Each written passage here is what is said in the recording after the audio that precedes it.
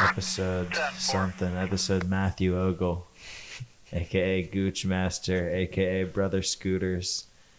The list goes on. The list goes on. How far does it go? Husband, father, entrepreneur, It's a long rabbit trail. The pacifist. pacifist. Let us not forget. Let us not forget. Legendary. We'll put the cover album for that in there Somewhere. with a screenshotty. 2013. Ooh. I really need someone to burn me a copy of that album if you have it. Dude, who's got that album on? Who's Tap got the me in with CD? burn it. Whoever's got the CD, reach out. Or listen on YouTube if you really want. Yeah, they're on all your major platforms. So They are. I still make money off that too. They are. No Really? way. Mm-hmm. Is It's it just sick. good money?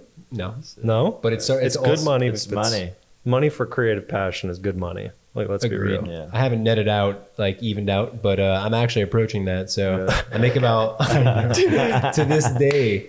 The Pacifist, Alpaca Swag, YouTube, all they're everywhere. Apple, so on and so forth, Spotify. But I make about $50 a year on that. That's And fucking awesome. Sweet. That's actually pretty good. It's not bad. Yeah. You'd be surprised. Like sometimes I get downloads and I'm like, who the hell is listening to Jenkins? They're there. That's awesome. Well, that's great to hear. I remember at the second Austin Street Jam, Zig Short was coming, and I was like trying to pressure y'all to rap battle.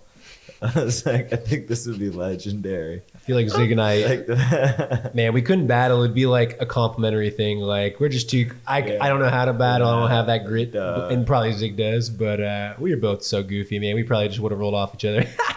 That's But- just back when I was a little shit.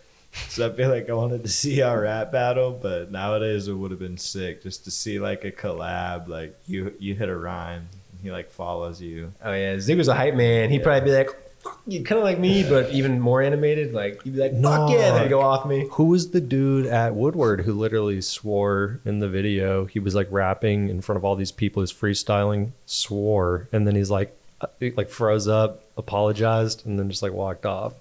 I can't remember who it was, but somebody said like they said something bad that they shouldn't have said in front of those people, and it was all on video. It was just like really funny. It was They the wanted to thing. be I funny. remember. I just don't recall who it was. Yeah, it never wound up turning into like a big deal or anything like that. It was just like he said like shit or something like that in front of these kids, and he like froze up on the mic in the middle of a freestyle, walks off.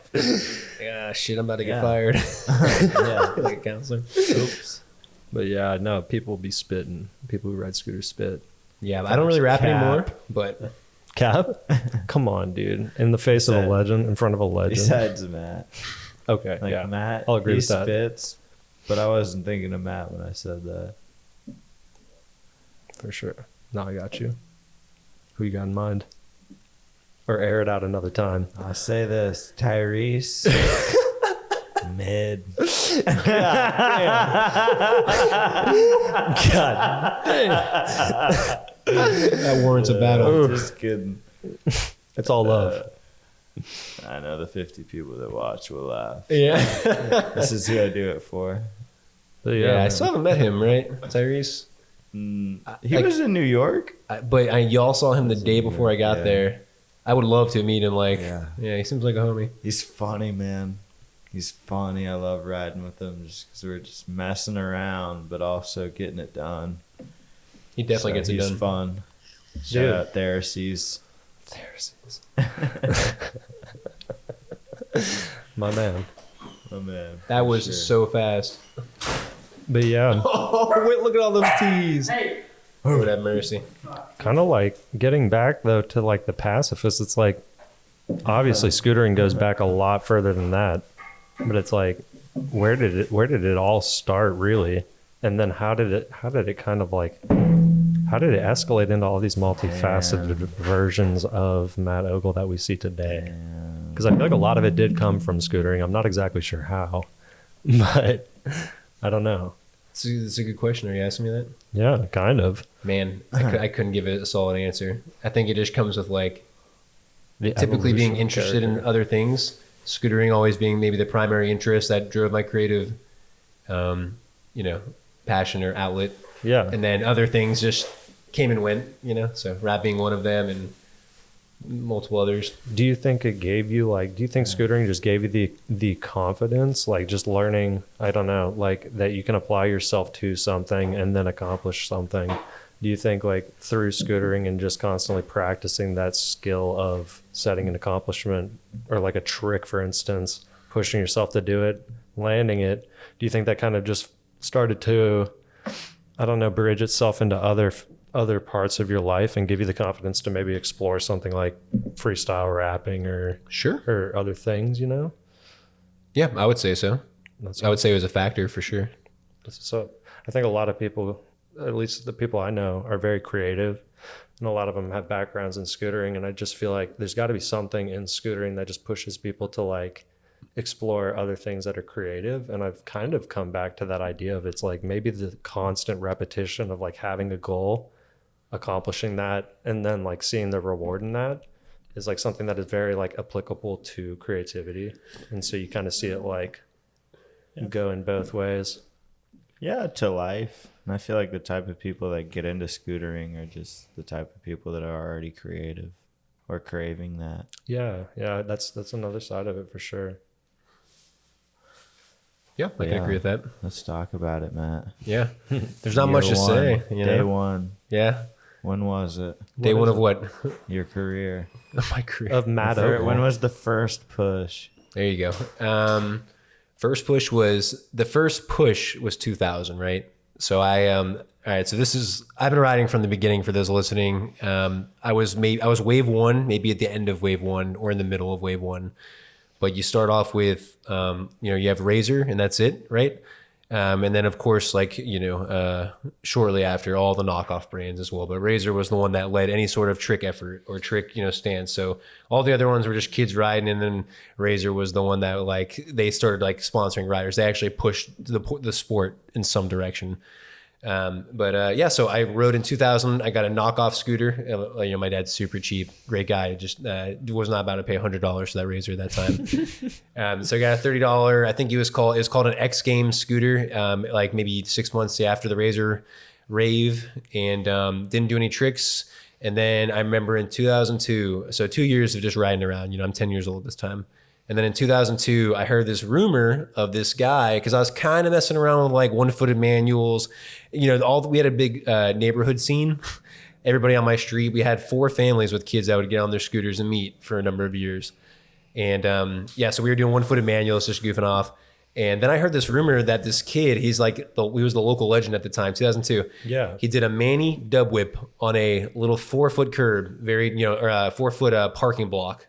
So, I'm talking about a very narrow top. So he precisioned this. Precision. Yep. Jeez. Okay. And that got me hyped. And I didn't believe it. I was like, dude, you're so full of crap. No way he did that. Because, we knew what tail whips were at that time. A few people had done them, and we can get onto it later. But notably, Jarrett Reed, Josh Toy, Ricky Wernicke, Andrew Broussard, a lot of these beginning of Wave 1 riders. But anyway, so yeah, that was it, man. My first real push was 2002. I remember I spent a full summer, or a full month in the summer. It was June 2002, and I just started practicing tail whips, and that was I would call that my first true push into the scene. For sure, that's what's up, man. First tail whip 2002, man. I was 4. That's so sick, though. Honestly, so. Real quick, before we get more into you, who was, if you know, the first tail whip? Is that a published fact or just a known fact back then? Yeah. Because it was just talked about when you were around, or? It's a great question. I almost don't know if I know that. I would have to say it either be Jarrett Reed or Josh Toy. Or just some random fool. It could have been a random fool. Just who does obviously never became a scooter rider, but it could be just that. I remember for a long time, the only way I knew scootering was even beyond just pushing on a scooter was because I heard a rumor about a guy who could, and then I saw it happen, but he could tail whip. Yeah. And I was like, this is incredible. And this took it to just even adding that took it to such a new dimension that I don't know, whoever invented the first tail whip, just first person to do that, it's got to be some sort of wives' tale almost. It completely agreed. Because at It this was like time a too, you weren't theory. documenting with video. Like Razor was the only one documenting tricks, so we were selectively seeing only those on Razor. But it could be a wives' tale, the real first The tale. real first person. That's crazy. It's like how could you know? That's honestly probably a fact No. Yeah. for sure. Just But like, the legend lives everybody on. so- probably. Some questions don't need to be answered just for No. the entertainment of it. No. Agreed. Yeah, just because we're on here. That's crazy, man. That's a real OG. May as well. We'll get a few of those in there. Yeah, So I please know do. you got a few like either firsts or like top threes or something. Like you used to tell me back in the day, like 3-whip bar or bar leg sweep or front scoot flat. Good memory, man. Yeah. Maybe something with a triple whip, something. Yeah. I don't know. It's so sad, know you man. have some. I missed a lot of the marks on the first. So the only first one, well, I've got maybe a couple first, but they're all stupid, right? So You stupid. definitely have a lot of firsts, But my first one that I really liked being the first on, or there's two. The first one was a 360 leg sweep bar spin, 2007. And it was just something that nobody did. You know, I always chose that. And bar spin, finger up bar spin, the first one to do that as well, 2007. And then the one that I'm really proud of is the first whip into backboard on a handrail. really. Really. So Damn. That's a good one, though. Okay, those That's are a all good one to three be pretty hyped on. sick. Bar, Yeah. finger, bar. yeah, that was, That's cool. you That's know, I was crazy. shocked. Yeah. Like, holy heck. I'm not doing that Yeah. for sure. That's crazy. Incredible. Man. I always find bar spins were the hardest trick for me on a razor too, just because of like how small it is. No, like it's definitely. like it's like so quick and hard The to actually headset. hand off and catch. When people were doing like double throw bars and shit on the razors, I'm like, y'all are magicians. There's like no weight to Can I it. get the lighter real quick? Oh yeah, I got you. There's no weight to those bars. There's no weight to the headset. There's no weight to the fork or the wheel, and it's a plastic wheel. So when you're spinning it, it's like there's nothing to feel. You're totally right. It's just air in your hands. Yeah.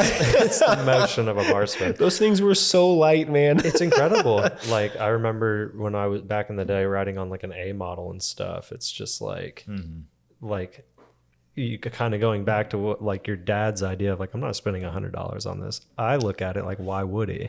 Because like scooters at the time were like not built for much other than just kind of pushing around on. So I remember after folding an A-frame, jumping off of like just a straight up ledge, my parents decided to get me a pro model, and that was like a little better, but still you have that same like until the Ultra Pro where they did one piece bars, there's nothing besides just the motion of air and like the grips in your hands to keep you like in the motion of the bar spin.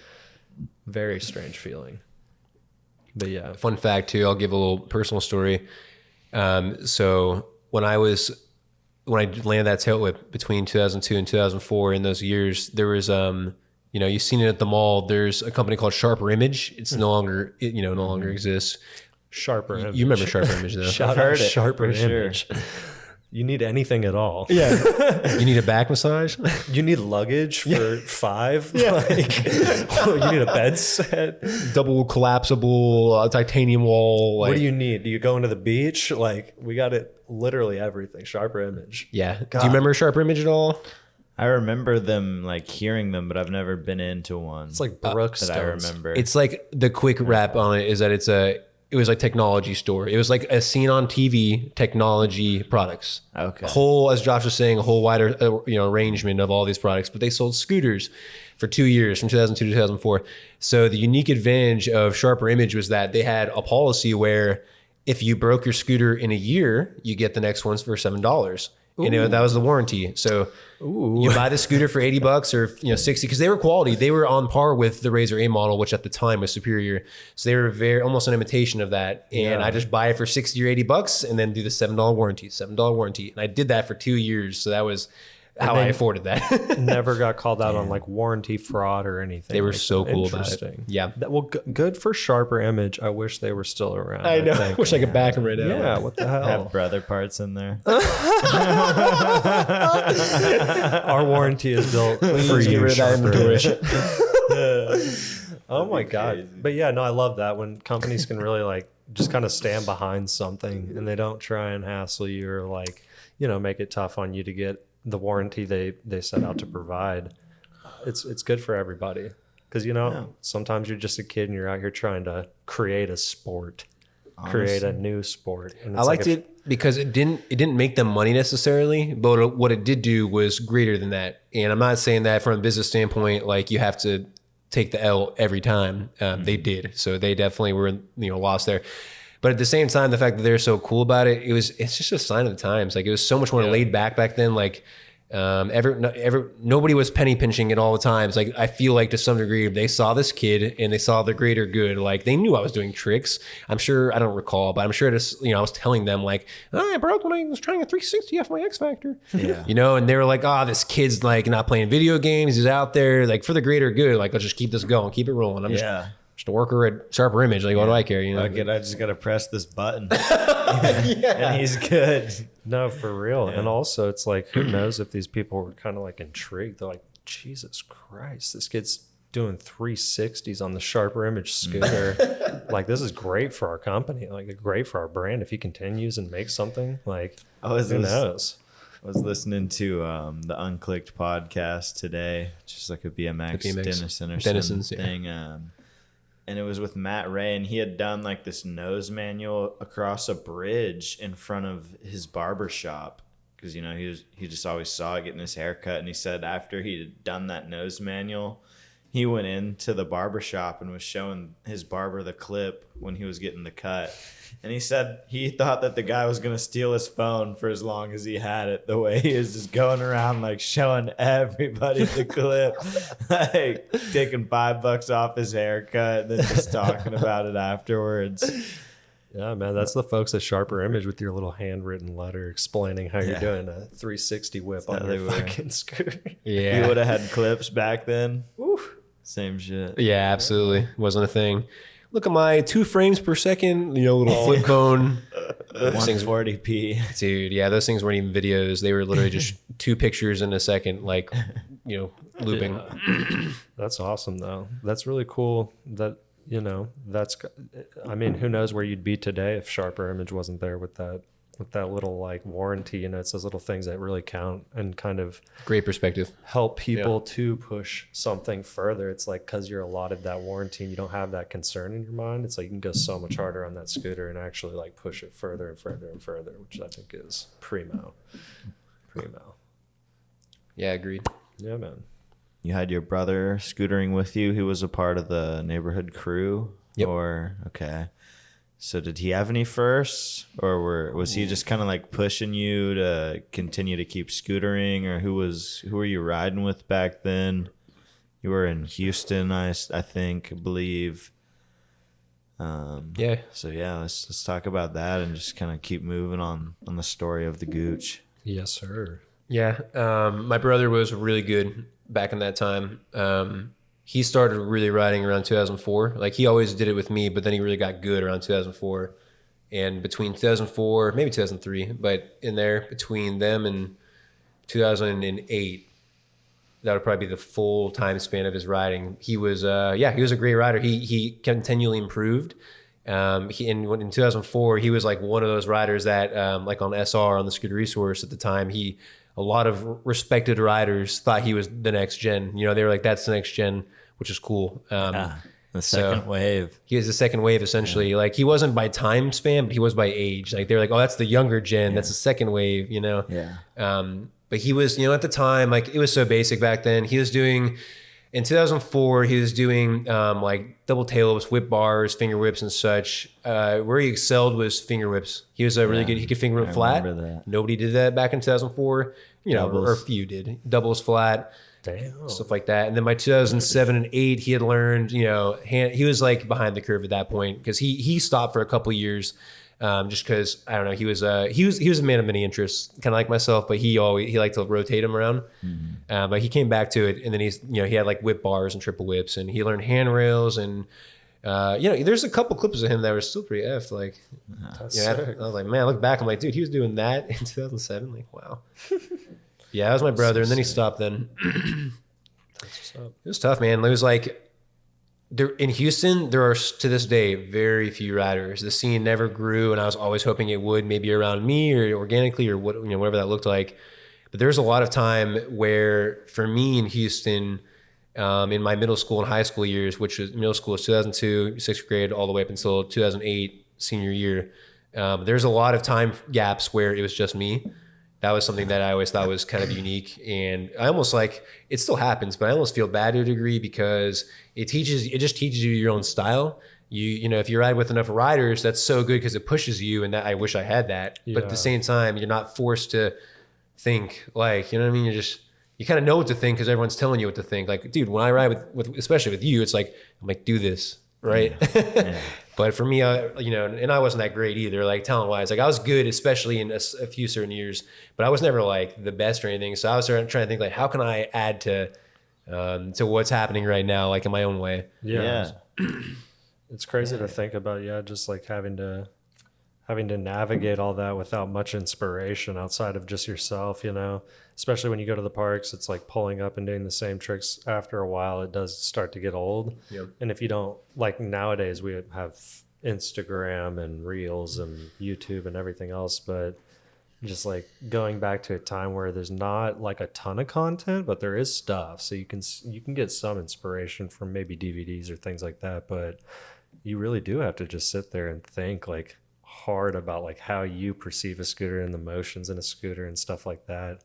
I think that's where like kind of like Active Industries is going with their whole thing of just exploring the motions and kind of like styles behind riding and like what makes your style unique.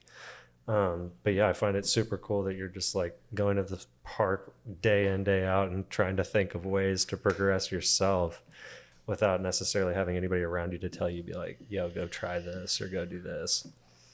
I feel like Dallas has been the only place that's ever had a scene. Yeah, probably like, so. Same thing with Austin. It's always been dead since I've ever known about it. Probably since scootering. No, we had Q Papa. We had the real champion. He was the real champion. Dude, I can miss you, Q Papa. That fool filmed me for hours. That's days. crazy. For sure. He was the most dependable, kind. You know, he added to the scene a lot when he was here. Yeah. Facts. Of course, Theo too. He was the best. And those who are here now, Andy Paxton, Josh. Shout out Theo. Shout out Andy Paxton. Yeah. Everybody making the Texas scene, you know? Everybody up north. It's really cool. Very cool. But yeah, man, I feel like you played such a big part in like even shit going on in Dallas. I remember, I think, when did we meet, Matt? Like you and I met at, was it ISA or Global Domination? Yeah, I was thinking about this earlier. I was like thinking, like, what questions might they ask? That was one of my. I always in my head, I just citate this first street jam because that's when I knew you and I knew you. The first time we actually met, though, I couldn't tell you. Probably an ISA con. I think it was ISA, Surely. and you and I played Scoot on that back quarter. But I think it was because you were. I don't know if you were actually like doing MC for that jam yet, but you pulled up and you were wearing this t-shirt with golden retrievers on it, and I'd like seen the t-shirt in an edit or something where you were wearing it, and I was like, okay, that's Matt. Like, I think I had you sign my helmet. We played a game of Scoot. Like, very impressed. But yeah, like going back to that, it's like, yeah, even I grew up kind of like influenced in the Dallas scene by what you were doing with like things like Roundup and, you know, different Dallas edits with you know, Theo and Chris Dant and stuff like that. Josh Miller. Yeah. Is that right? Josh Miller? Or, not Josh Miller. Josh Herman. Herman. Oh, gosh, thank you. I don't know why Colton Herman, Josh Herman, Ashton. Right. All those good folks, you know. But yeah, like it's crazy that we met at ISA, played that game of Scoot, then we go like first street jam was like definitely very cool to get to know you and everything. You got a story behind. You got to tell the story. Yeah, this is a good one, yo. Okay, so 2013. I'm going into my freshman year of high school, and I'm like, up to this point I've been either in like co-ops or like homeschooling, enrichment schooling, and private schooling. So I'm about to go into public school for like the first time, and then I'm like, oh, street jam's going down, this is going to be sick. And so I tell my mom I would like to go to the street jam, and I get my ride sorted out and everything. And she's like, I don't know. Like, I don't feel good about sending you down there to stay with this man that I don't know reasonably. And so she reached out to Matt and in a Facebook message asking if, I guess basically just kind of getting the rundown of who Matt Ogle is. And, you know, Matt was very reassuring, quoted a few scriptural passages, and she felt confident to send me down there. So I get down there, and then can I go into detail about what just went down at the first? That's why we're here. Okay, so Alex Donaldson, if you're watching this, please, for the love of God, put your edit of the first Street Jam on Your YouTube edit again. was the best. It was so much better than Mike DeYoung's. I love you, Mike, wish I but would've seen Alex's was fire. it Though. was damn it Yeah. fire. Yeah. He was hyping this up last Dude, I was night. telling Austin Yeah, I was about like, I this. never saw it. I was damn it. like, bro, you will never see this edit, but it was so fucking sick. And then still that up. dude went so hard that weekend, he crashed his car. We'll have to watch it. It's up? It's up. It's in a playlist somewhere. I'll find it, but Okay. unless he okay. took it off, I haven't checked in years. But Dude, no, I've gone looking for it like within the last 4 years, and I think it's gone. wait, so he got in a car crash? Yeah, you remember he crashed his Speed 3 that same weekend? No, He it's like been a had while. this sick ass Mazda Speed 3, crashed the fuck out of it that weekend. But either way, Sheesh. great at it. Yeah, so basically I get down there. My mom's confidence was, you know, just like really, really in full swing. So she sends me down here with my friends, pull up to the crib. First thing I hear is like, all right, so how are we getting the keg? Like Matt's talking to Theo. He's like, yeah, okay, so keg's getting picked up this time, blah, blah, blah. So I'm like chilling at Matt's house. We like go up. He's like, we're like hanging out, like maybe me, you, and like one other person. And we're talking about like Vampire Weekend or something we were into at the time. And we're like smoking weed, playing, I think, GameCube at the time. I don't remember what gaming system you had in your room up there, but we were playing like something. And then the keg shows up. We're all fucking hyped. And then I met Matt McKean that night, like hung out with like a bunch of great people. It was crazy, like people passing out.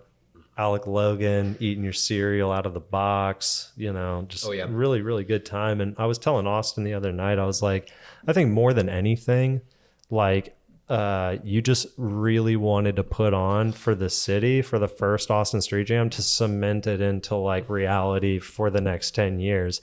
So like I reminisced kind of about a conversation you and I had later on, Matt, that was like, you're like, I was asking you about like, did you never think people would think it was like weird that you're having all these kids come down to your house in Austin, Texas to party and like you're buying them booze and like all this shit? And you're like, yeah.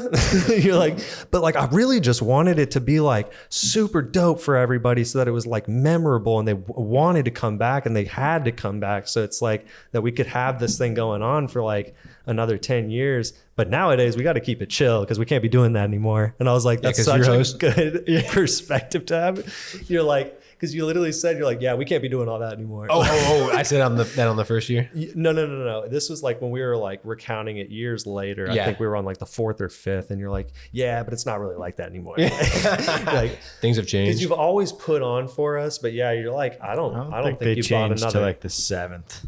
No. Honestly, Dude, the like- 3rd and 4th and 5th, a lot of them were wild. Kyle Miller making a like, nice yeah, I pancake think- breakfast for everybody. Dang. Kyle Miller, love you, bro. Dude, Kyle Miller. Congratulations on your marriage and your He child. just followed the pod. Did Hope he? you're listening, brother. Dude, Kyle yeah, Miller. Scooter guy What a Kai. free I six just saw pack. that. Dude. Yeah. Thank Hell you for yeah. my first car, Kyle Miller. What? My first car. Oh yeah. Dude, we were just talking about the paddy wagon. And thank your grandma for upgrading your car so that you could gift me my first car. I greatly appreciate it. More than you know, for real. That's why I chugged that Fireball for you that one time. That's what we Yeah. do in Texas. We help each other. Yes, sir. I remember the first street Minus jam. Hodge. I remember the first street jam. I'm gonna get off that topic, but I remember the first street jam. Let's let it roll. The memories that for whatever reason have stuck to me to this day are because I guess maybe they're bigger names. The first one that is not the biggest name, but who I love, Rick. You know, Oh, yeah. Rick Costers. He got that was the first year he ever smoked weed, and he kept asking me. You know, I'm like the adult at this, right? And he's looking at me. Who I'm kind of vicious when I drink. I'm just like, man, everyone's getting fucked up tonight. So joking, but not really. But so Rick was like, man, I really shouldn't do this, should I? And I said, what do you think? Like, should you? Yeah. He's like, I don't know. I'm like, just do it, man. He's like, I'm like, then don't do it. If you really don't want to do it, don't do it. So I walk away. I come back in half an hour later. Alec Logan and Rick Costers are sitting on the couch, stoned out of their minds. I looked at Rick and I said, "Oh," like I said, "Rick, you done did it. You done did it. Why'd you do it?" He's probably just like, I did it. He was so zonked. It was hilarious. Dude, do you remember Colton falling down your fucking stairs? Yes, the dude. video of that. I want that. I want that I've so heard of bad. that. Oh, I wish I I've could. definitely heard of He's that. cheesing. He's Oh like, my It's just like God, that video was classic. classic, dude. Dude, he just straight up fell down the stairs. Like it was maybe 12 or 14 stairs, and his ass was. ragdoll. I mean, I think he maybe had a drinking problem at that time or something. But He had like 3-4 beers, maybe. really, I don't know. He was But we were toasted. young, But so it's like, anyway, he tripped down those stairs, and we were all just dying laugh. And I felt was bad because it was a funny. maniacal laugh. I was like laughing at him and not with him, But it was that funny. It just boys like when somebody acts up like that, I'm like, of course I'm gonna laugh. Dude, But yeah, Oh let my me Cole. God. Cole's going Yeah, now though. laughed out. I remember Yeah. coming into the city for the first time, seeing like I came in with Colby Bond and Morgan Sapelt and Colby's RSX at the time, weed taped to my Was nutsack. Colby at the first jam? You remember? Yeah, Colby Okay, Bond sorry. was at the Yeah, yeah. first street Okay. jam. Weed was taped to my nutsack so that I couldn't get pulled over by the cops and searched because I was under Sheesh. 18. I was like, they can't stop and strip search me. I'm under 18. They need consent of my parents. But yeah, I came into the city, got into your Bros whip, and you took me drove to all the Torchy way to Talkies. Austin with his Weed taped to my nut nutsack. weed and then smoked it with the I smoked homies that over shit. the weekend. Smoked Yeah. that shit. That shit was quadruple wrapped. Oh. Nice. Might have been. But you know what? When you're 15, you get by. Yeah, 14, I don't know. But yeah, either way, That's just first so street funny. jam was fucking crazy. I remember you took you just made it such a memorable experience. I don't know. Your first house was super dope too. You had that Yeah, it pool was. table. Super cool. Your roommates were all super chill with They were it. the homies. Every year, your roommates have been so cool about you just having like dozens of kids pull up to your crib and just like camp out in your backyard or do whatever, just go crazy. And I think like, yeah, once again, facilitators and making the sport what it is, just like Sharper Image, we thank you. We thank you all for putting up with our shit. But yeah, man, the second street jam just as fucking just as live, Rained out. rained San out, but Antonio. we got That was by. the year, still to this day, the most scooter companies have ever came. Yeah. That was damn near basically everybody in the industry was there at that time.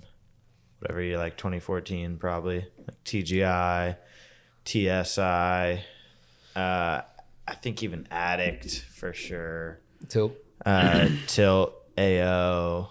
You had all the basic bunch kids coming out. You had people from fucking Everyone from Sky Texas. High. Yeah, Yeah, a lot of people. not a lot of people for sure. Yeah, it was a tragedy. The only year it rained. It was the wasn't year even a everyone came out. tragedy though. No, it wasn't because it worked. It was so sick, and people were eating shit. This is like what we were Dude. talking about earlier. It's like you gotta like how do I put this? Like I don't know what to say here, but that For was one of what those it moments I was was. stretched thin, and I was like, "What do we do?" And you have to think on your feet, think quick, and just act. But it worked. Like Yeah. thank God, because it could have been flooded under that No, bridge, for but sure.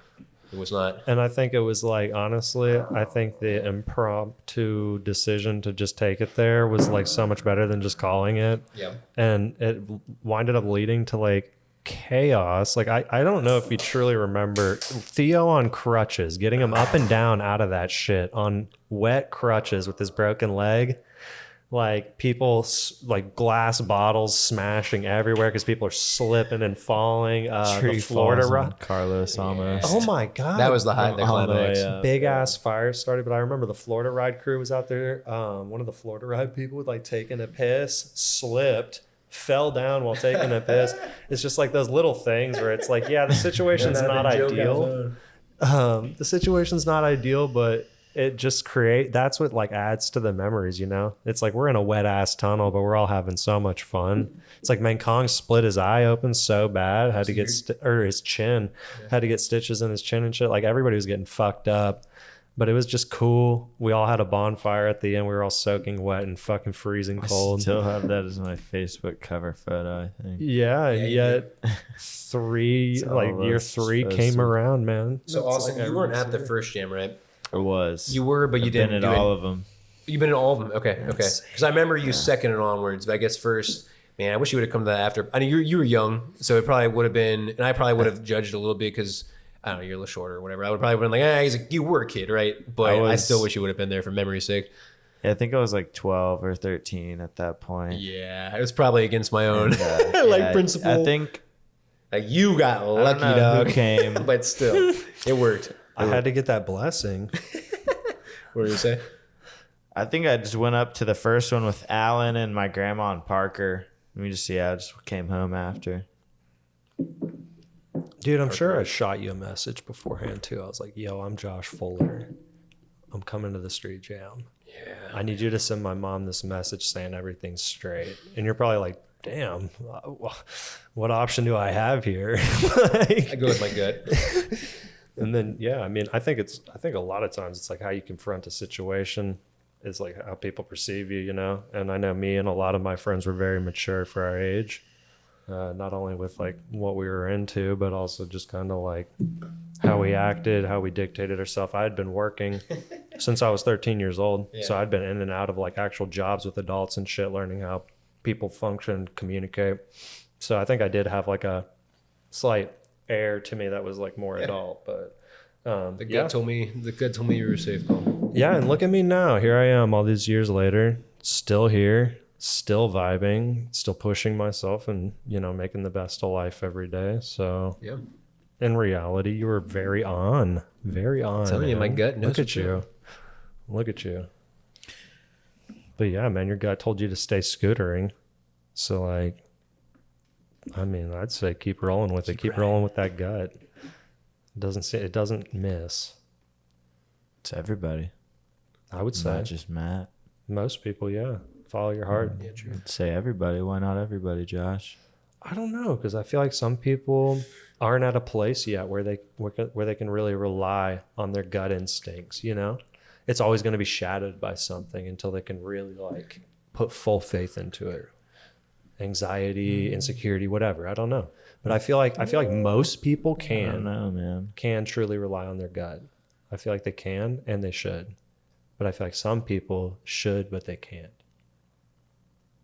Yeah, I mean, that's different, though. Just because they should and they can't doesn't mean, like, everybody should. Yeah, exactly. I'm not saying that they shouldn't. Yeah, you said some people shouldn't. Well, I guess maybe shouldn't isn't the right word. Maybe it's can't. Yeah, some people can't. Everybody should. Yeah. For sure. It's a better way of putting it. When did you drop your first edit, Matt?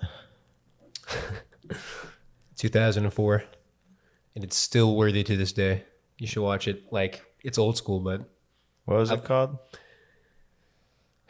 it was my real first part was my SIV2 part. Our neighborhood would film local videos and call them our local name. And we were like one of the ones that will be known. Like OGs will remember this. It was called Scooter Insanity.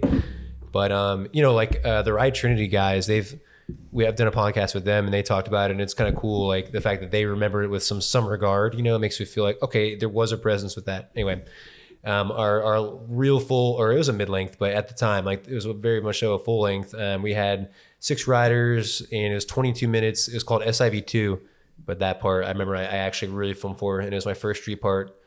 You know, it was like it played through the whole the Adolescence Amoeba song, so, you know, full length song and everything. Amoeba. Sweet. Amoeba. Yeah, going back to some real Tony OG Hawk. shit. Yeah.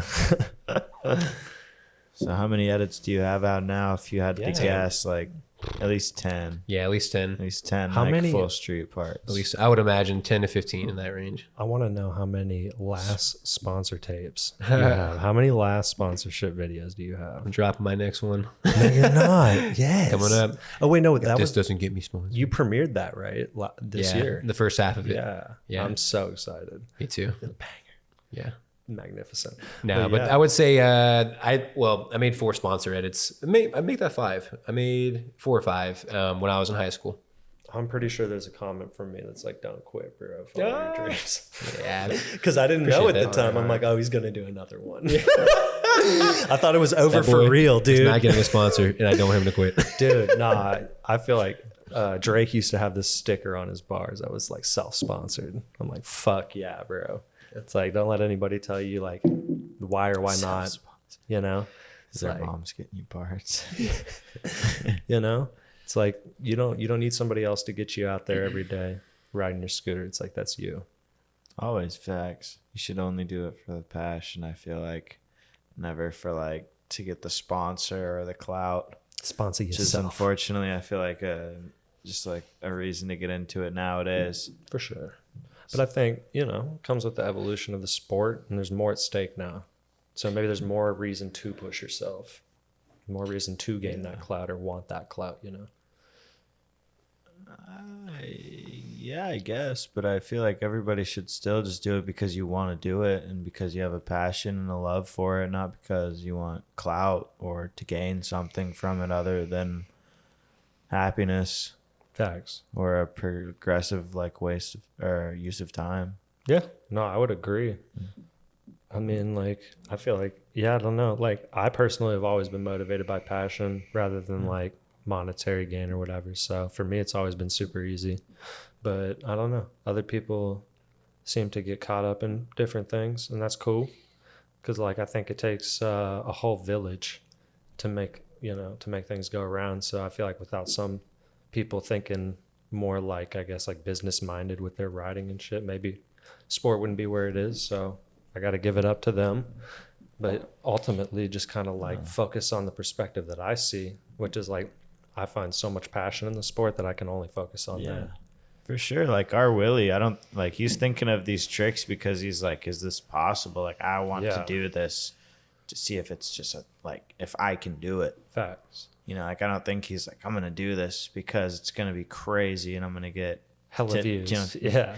He's like, dude, can I do a 1440 front flip? Because I've already done a 1080 and this is the next up. And you know, I think like, wow. Maybe that's what's like truly making success in scootering is when you're passionate about it. And that's why we have people like Matt Ogle here, who it's like, maybe you have 5 sponsor me tapes that are like, this is the last time. But it's like, you're still here. You're still relevant. People still care. People still like want to see that new last sponsor tape coming out. And it's like that passion, that raw fucking passion is what carried you, not the fucking sponsors or anything like that. So you got to give your them wife and your baby out there filming with you. Oh yeah, so hard, bro. That's crazy. Your song choice so too always goes fucking hard. So thank you. Always goes hard. Like who did you use last time? Like Panda Bear or the Pixies. Oh, the Pigs. Okay, no, that's on this one. But there was one where you used Animal Collective. Animal Collective, that's what it was. It's another really always a good throwback for me because my riding's a little slower, so usually they're a little slower and they're more like heartfelt. I always feel like with some of their songs, there's a story behind every song. So it's like a love letter to scootering. Yeah, I love it. I love it. But yeah, there's so many edits too, man. Like you have so much fucking content. A lot of content. It's crazy. What do you think your favorite one is, or some of your favorite clips at least, or what about y'all? If that's hard. Y'all see my crap. What do you think, dude? In person, witnessing you jump wall plant into the shopping cart, down the bank, cross the street, jump out onto your scooter again. Not only like watching the attempts, but like watching the setup, like the wedge under the wheel, everything that added to that. Like, granted, it was in person, but like everything that added into that scene, I was like, bro, this is what makes it like, this is what makes his edits so fucking cool, like so unique. It's like the shim under the wheel with a fucking piece of wood off the side of the road. Makeshift, brother. It's definitely the so the hours that go into each clip. Oh my god, makes them the Jenkins. And like, who does that? Who does that? Yeah, exactly. You know? So what, that video for you? I think that one was pretty good. And then I reminisce about like your really old edits, like where you're jumping off the roof of your house, or like Bonanza or things like that, where it's just like you, Kristan, Theo, the mustaches, the mullets, you know? Yeah, I thought you were talking about busting cakes at first. Got it. I'm getting a terrible cramp in my core. Got it. Yeah, busting cakes is definitely what got me known a little more from the industry riders. Like, not that it was like my best part. But that was the inward one, right? Okay, yeah. Oh my god! So when did you get on inward? 2009. Okay. I was at I've had 2 loves in my life. One was my ex a long time ago girlfriend, and one is my wife. But it was the first love of my life. I was at her house for Christmas break, And I remember I was already high on love, and I was in such a good mood. And JP Costers, Rick's dad, sent me that email, and I was like, it was the best weekend ever, bro. Like, That's so sweet. Yeah. it was the best feeling. Man. I literally got to tell the love of my life at that time and her family about the opportunity as it came. And I remember it felt like I was on a cloud. I was like, dude, like, totally joking, but like, I'm getting laid tonight, man. Like, like I was just like, things are good right now. Things are very good right now. Yeah. That's awesome. I know you did like a New York trip with them or East Coast trip. You remember that? I remember you telling me about it. Okay. For sure. Yeah. Like I know you were with like Jordan Jasa or Yasa and like Zig. Yep. And probably other people. But yeah, tell us about that or other trips if there was any. Or, that's such a good, just like your time it's a great on question. Inward, That trip, for anybody who remembers Bus and Cakes, the majority of it was filmed during our East Coast tour trip. This is 2010, and it was just a big touring bus like what we did with Brother, but just a big ass U-Haul, or not U-Haul, what's the word here? Like a car, a big old van. Thank you. And we had 7 or 8 days across the Northeast, and so we covered New York, New Jersey, Boston, maybe Connecticut, multiple states, and it was just so cool. Every day was like a skate park, and then any street we could find along the way. And I mean, how fun was that? I was 20 at the time. I was with like Josh Kish, Zig Short, Jordan Yasha, and then this kid who left too early in the scene, Nate Gendron, or Nate something. What, Wagner? Maybe Wagner. Yeah, I forget. That Nate Gendron guy still rides. No, not him then. Yeah. Nate Wagner. He was so quick that he just kind of like, you forget, Yeah. But Nate was the homie. But anyway, it was us and then Rick Costers and JP. But every day it's like these cats were so funny. Like on just real talk between, like I guess for everybody, but Josh Kish used to be so like ever so slightly racist, ever so slightly like aggressive, jokingly, but he always pushed Zig's buttons. But Zig was always down to like fight back. He's like this bitch mother, just like whoop him and stuff. So watching their antics and kind of like them deal with that was always so interesting to me. It was hilarious. Like Josh, you knew Josh wasn't serious about anything. He was just a big goob. He was hilarious.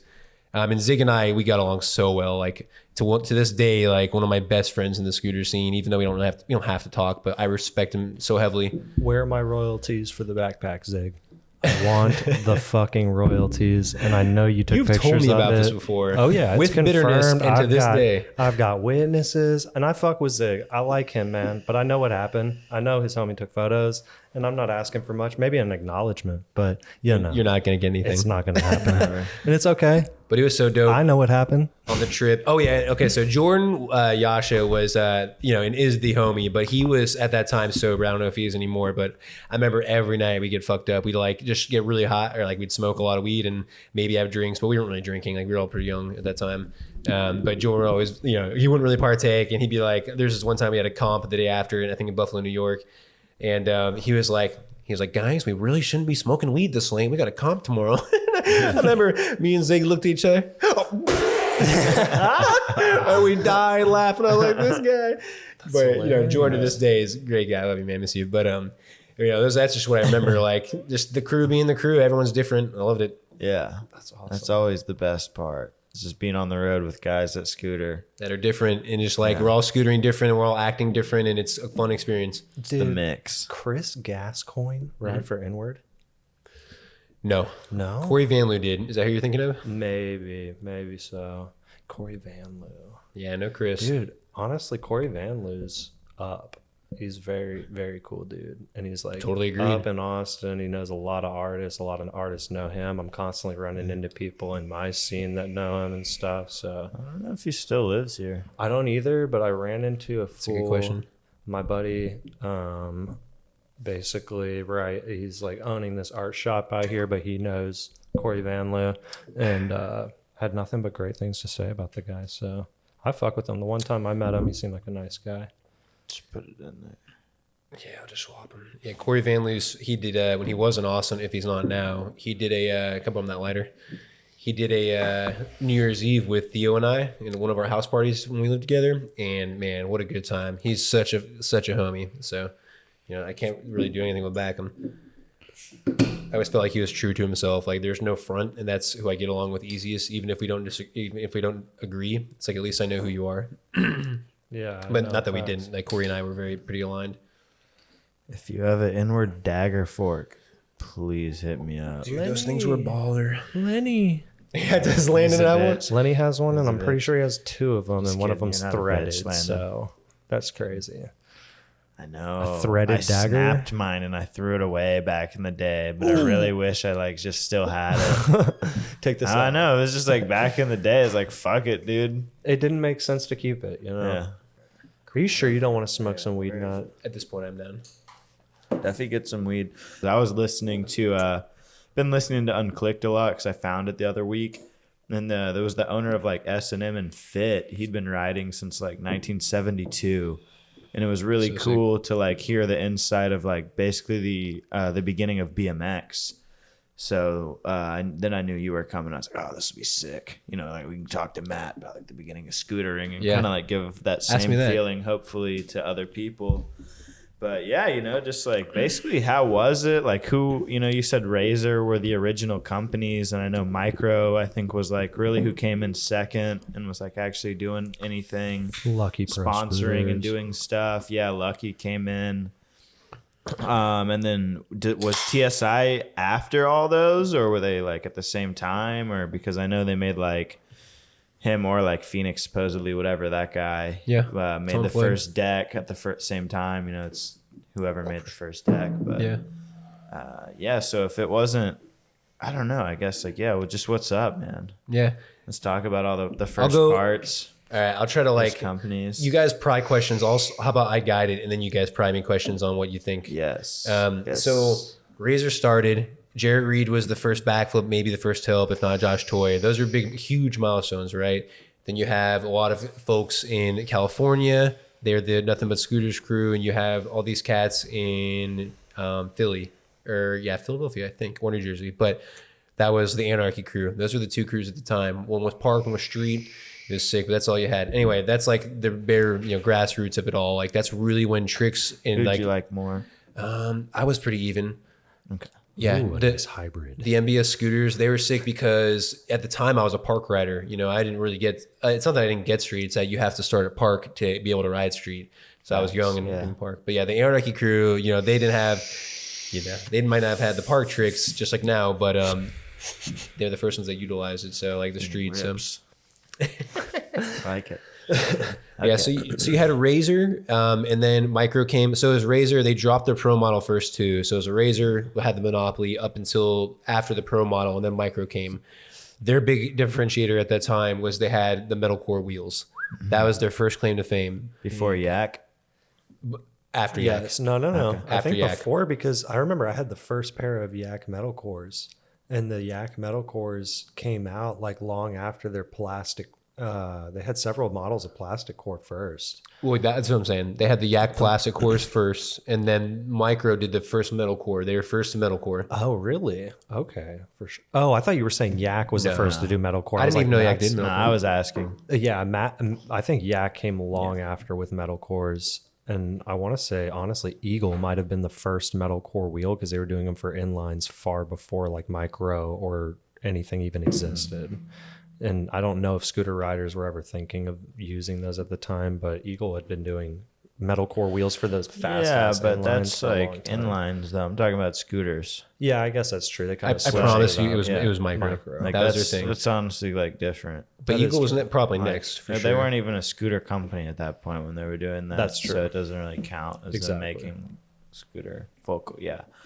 But okay, so then we got the full core wheel, and at that point, do they have like the one piece bars? Not to my knowledge. Okay, so then who comes in with those? I personally, I want to say it's inward. I want to in my memory it was Razor, Micro, and then inward, and they came up with like the what's it called? Yeah, some of the Lando. I think Lando. I know the bars that they came out with, but I didn't know that that's bars, like potentially the first. They had the first zero offset. Crazy. That's the word for it. The first zero offset fork. Yes. And yeah, that was a huge hit too. Like want it. You know, Inward is something, you know, as a type of company that would really be helpful right now, especially for a man like Ian. But like, you know, they had quality parts that were well made and, you know, thick, strong American made metal. I wish Rick, back when he was living in Cali, he told me that once he got back or had his own shop, he would make me another like fork. So, you know, if you're listening to this, Rick, you ever want to get back into scootering, I think building shit, he might be dope. fabbing. I'm not sure if he's making forks, but I think he Yeah. is fabbing parts here and there. So He said the dagger was like a super expensive and intricate. It was really hard to produce that design again, or it would be for him too. But I would love just another zero offset fork. let me get a CNC machine. I was gonna say I think it's just a CNC, just to bring it back and forth, like you know, for the dagger design. But yeah, that you know, that probably costs a lot though.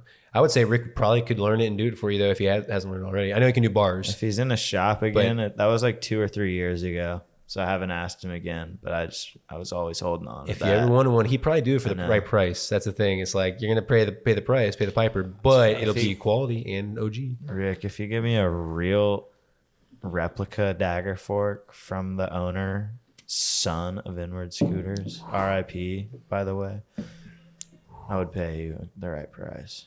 Oh yeah, We could get that. I remember my Inward. I'll trade you for bars. just to sit it right here. We'll give you. Yeah, We'll put like Rick on it too. yeah. Sponsored by Rick. We'll sign you or something. Dude, CNC Advertisement, it take into the $5 head tube, off. like into the fork tube, just Rick. Yeah, yeah. He's like, absolutely. Okay, so yeah, they do the bars. TSI, we'll give them the deck. Fuck Tom Floyd. Okay, so then that's basically all. Yeah, Inward did the fork too, and then we have, you know, obviously Proto did the SES. When did the threaded or the threadless headset and like fork and all that? When was that? Because that was whenever I was getting into it. I feel like the first thing I got, everything was, you know, I was having to like fucking hit the bearings and the cups into the deck. And I was having to do, I think it was like ICS or IHC and the fork nut or the star nut and all that shit. So when did that change? Do you remember to when it was like threadless? I don't. And Was it Epic? all that type Or like of shit. Pro Comp? I don't know, because like I'm trying to think about like old proto forks, like the senior fork, or like any of their like forks, and I probably- feel like they're threaded in my memory. Yeah, I think you're right. But then I think about these anodized parts coming from like Scorcher or Epic or Pro Comp, Scorcher, yeah. and it's like those were all like HIC clamps and like threadless forks and things like that. So I'm not sure if they were the first to do it, but those were like the first in Just my mean like memory. the that stand era, out. you know, like so we have 2000 people are riding razors, 2002 2004 people are getting like the A model, Yep. and then after that people are getting like 2004 to 2000 watt people are on like the micro and like Yep. the ultra pro. 2005, or- 2007 is the pro model. 2007 is the micro and metal cores. And Okay, then and then Inward is those two are the mains. And then Inward's about 2009, 2010, 2009 probably. Phoenix? okay. So Yeah, that makes Phoenix too. sense then. Well, Inward and Phoenix had partnerships too. Like Yeah. I don't remember exactly how it went, but I still have the first 4 wide Phoenix deck, and I have it still. Send us a picture of that to I've got one on my insert in phone. here. That'd Yeah. be sweet. I just dug it up. But I Okay. was like, this thing was untouched. I knew I'd never ride it. It was just a memento. I've also got a memento That's awesome. of the first micro scooter that they sold. Like they were trying to like compete with Razor, right? Make a like a pro model Like a essentially. foldable. Yeah, I think I forget what it's called. G Extreme. I don't remember. But Oh yeah, is that what it's called? Dang. I don't know, Is- but that sounds so fucking Dude, wrong. is Mabel gonna ride that thing? yeah, bro. She's got to. Nah, Daddy's making sure she ain't riding. awesome. So you're in the future. You just got. I feel like you got to get just one picture of her on it, just Absolutely. like when she's young, just pushing on it. Absolutely. just like for the. That puppy's unboxed, You know. like or not unboxed. I've unboxed it, but it's untouched as well. It's another memento. Just a few I have, but Dude, we don't need any more That's people out here awesome. with CTE. Get a future. That's awesome. Mabel, if you're listening. Damn. Don't do Okay. it. So then I was gonna say like the threadless and all that was coming like 2012, 13, because that's would've- about when I would think I got my second like later. scooter I and start to shit. think about Yeah. it though, and it's like Proto was doing SES for threadless forks. So it's the only reason they'd be making SES is for threadless. And so I'm like, was it Phoenix with the grenade? But when is that? Proto? Yeah, 2012, 13, that was like That's still 2008. I'm pretty sure, like No. 2009, 10. Maybe later though. Maybe like 2010, 11. Because The thing is, they didn't get their patent until late, like late on the SES. But like, I know But they still, had. I think the senior fork had like a star nut and shit in it. Let's put it this way: I had a friend who went out of his way to find a machinist in our area to make a SES for him, and that was in like 2011 or 12. So I'm saying maybe 2007 or 8 we have SES come in, which would probably do like threadless forks as well. 2007, 8. If you, no, 9, 10. If your homie was paying a CNC guy to do it In 11? why Like 2011 or then 10? why would it not be readily available by then? No, I think it would be. It would be readily available by like 2010. So I'm thinking like maybe 2008, the conception, 2009. But he's saying like not 2008. I'm saying to like the public though, like with all this, I'm not saying about like who's like the first guy in their garage to like. No, and I'm not talking about like saying Razor in 2004. I'm came out basing with this like I'm basing my idea of like when did the first threadless fork come out off of the idea of like when did the first SES come out, and since like this dude's making one in like 2011, there has already been some on the market and shit. So I'm thinking like maybe 2008 or 9 first SES and threadless forks are starting to come out around then. So big brands are like Proto, Phoenix, things like that. So if you have to go back to like who created the threadless fork, it's like probably in the realm Proto, Phoenix, or like Epic Pro Comp. I don't know. I was so bad at those. I was just very ignorant in those times. Like when I was sponsored by Inward, they literally did my scoot up every time. I was like, I hardly touched it, which is why you and I kind of like share that handicap when it comes to like integrating your scooter.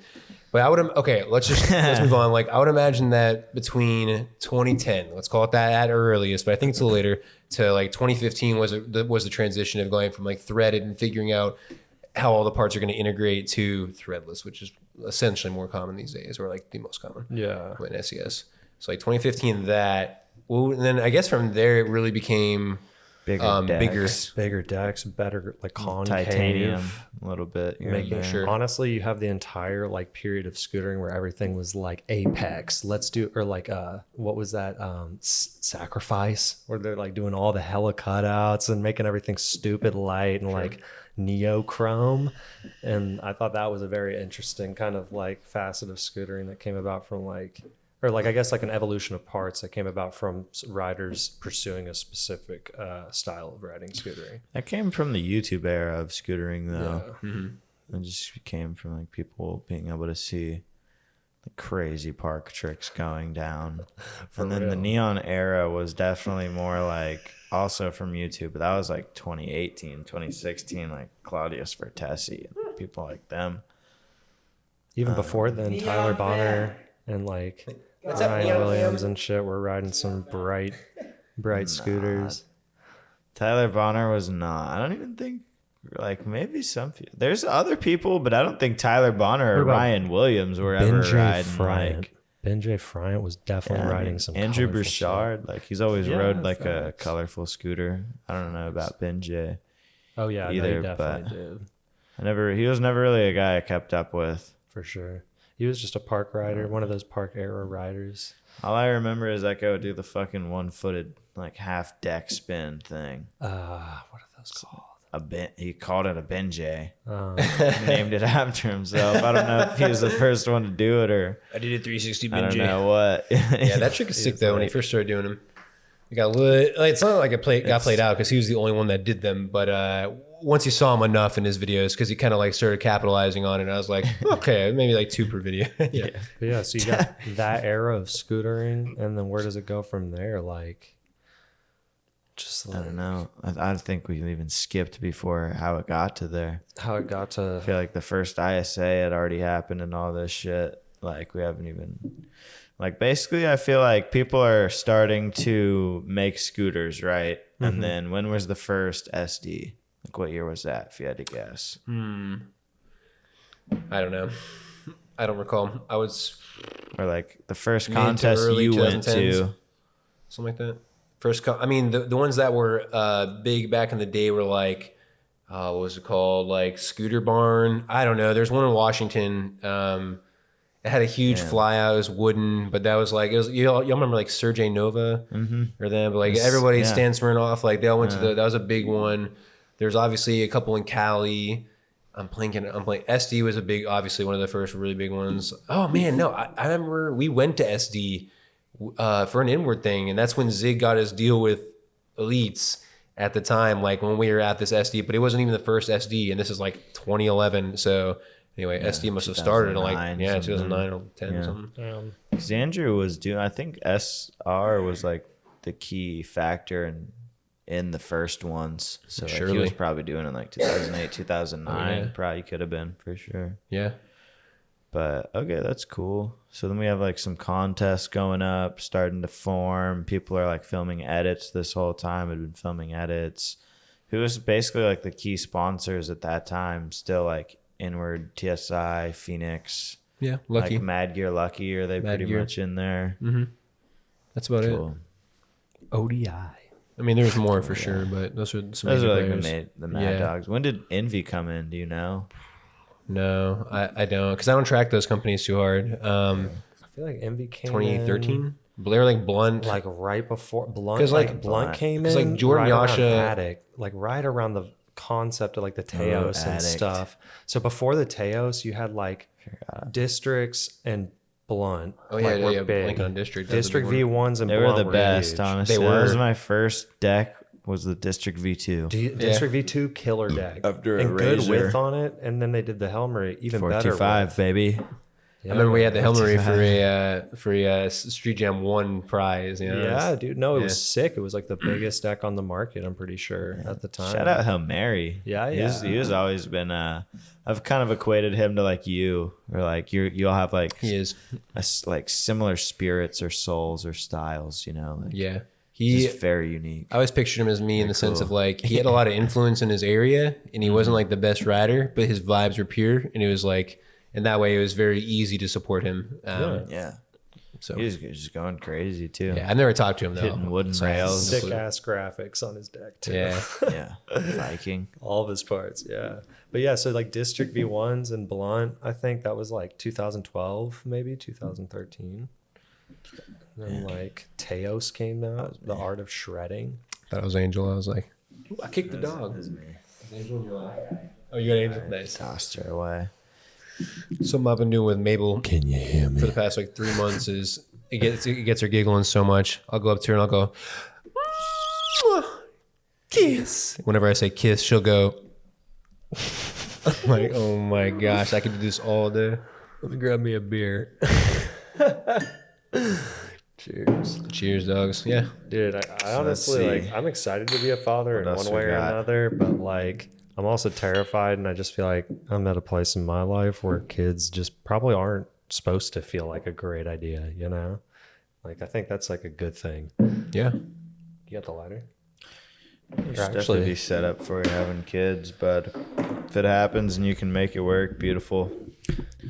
There's a time and a place for everything, man. Oh shit, man! Shot, dog. That was like some real cartoon shit That right gave me there. a facial. Oh my god! My god! This ain't the champagne, buddy. So what year was the first Austin Jam? It was like what, 2014? 2013. 2013? 2013. Damn. So you're Oh talking yeah, I about guess 9 years. Blunt. 10 years. You're talking about District V1s out here in the streets of Austin, No, Texas. I remember, dude. The District, the Addict. I had a bunch of those Phoenix, like Raymond Warner and John Reyes, like the ketchup stickers and shit. I would have to go back. Me and Alan had like posted our haul of prizes from that day, and it was like a bunch of just random shit. And when was Dave's? Was that like the year before? Oh, good memory. Dave's. Or was that Dave's like, was probably a year before? So 2012, I think. 2012. You were there for that? No, been- I no. didn't get to go, but I wanted to so bad. It was a great time. It was actually one of the It's like first. kind of far away from me. Yeah, for those who don't know, it was lot of like Dallas probably fools there. the first non-ISA comp we had in Texas, but it was like less competitive, right? Because ISA qualifier was big in Dallas for Huge. qualifying. It was a big thing, a big lot deal. of people came. And Dave's was just a laid back good time. Just Texas on there. It was in the Texas scene. Yeah. Fools That were was just out like by- pull up. I think it was like Tyler? It was in it was Lufkin. Lufkin. Lufkin. Yeah. You always remind me. Near I'm like, Tyler. what town was that? Lufkin. But So weird. little ratty little skate park. But Out it had a east. big fly box. Guy so- was fucking swigging Jack Daniels when me and Alan Who was? walked in there. The owner, like man, Dave or what a whatever. Sick. We walked in there and he like tries to put it up. He's like, "Oh shit!" Like, That's Lufkin. yeah, we were Yeah, just true. trying to pay to ride. No, East Texas is cool. East Texas, like Davy Crockett State Forest, Tyler, Texas, Lufkin, and shit. It's cool, but the people are a little different. They're it southern was for sure. literally Yeah, southern. middle of Southern as fuck. nowhere. Not that's bad. Talk Yeah, about it was riding a motor, woods. drinking your fucking Jack Daniels and shit. Like, It's woods. I mean, this guy's having a contest for a bunch of kids. Like, you could at least have like a glass or a. that's facts. Not just literally pulling it from the bottle behind your desk. Hey, Like, man. Put it in a Sonic cup. Like, Yeah, come on, brother. We all live a life. yeah, no, we do, man. Shout out Dave. He probably got off on the risk. Door open. Oh my just god, he's thinking he taking could a sip. Quick, It's like, if my pull. wife finds out. But, yeah, that was sick. That was the first time I'd ever seen a foam pit. Oh god. There was like a foam pit there. Everybody Oh, I was think it like was so learning ratty, dude. flips and shit. It was gross. It was so gross. Super small. It was outside in a non-covered outside area, which means that Yeah. the environment's just crapping on your foam pit all Rain. day long. Oh, There Dead was- birds are dropping into it. the mildew. Yeah, no, exactly. That crap is a little terrifying for me. Dude. There was one point somebody didn't or somebody was claiming, I think my homie Alan was claiming somebody didn't patch the foam where they had gotten out of. So there was just one piece on the top.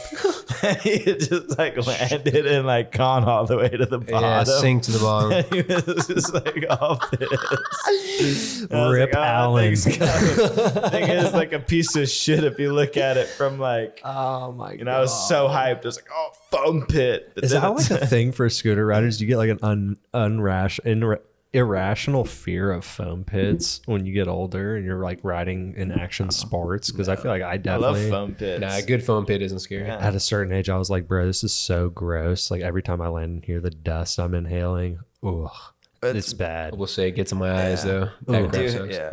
The kids flying into here sweaty and fucked I feel like up. the air pit's where it's at, or air whatever. Dude, yeah, like a Airbag. resi or like a airbag. Yeah. That'd be super cool. I'd be down with that. But for some reason, the foam pit creeps me out.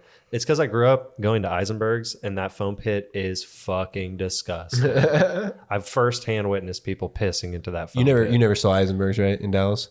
No. Yeah, I was too late too. God, that foam pit was gross, dude. There, people finding Really? dead animals in there. I watched my homie Preston stand off the back of it and piss into it. It was just gross. The foam hadn't been changed since it opened, which was probably 1997. At this point in time, it's 2014, maybe 2012. It was really, really dingy. But yeah, irrational fear of foam pits. Maybe it's not so universal, but get me a resi. But yeah, man, Dave's.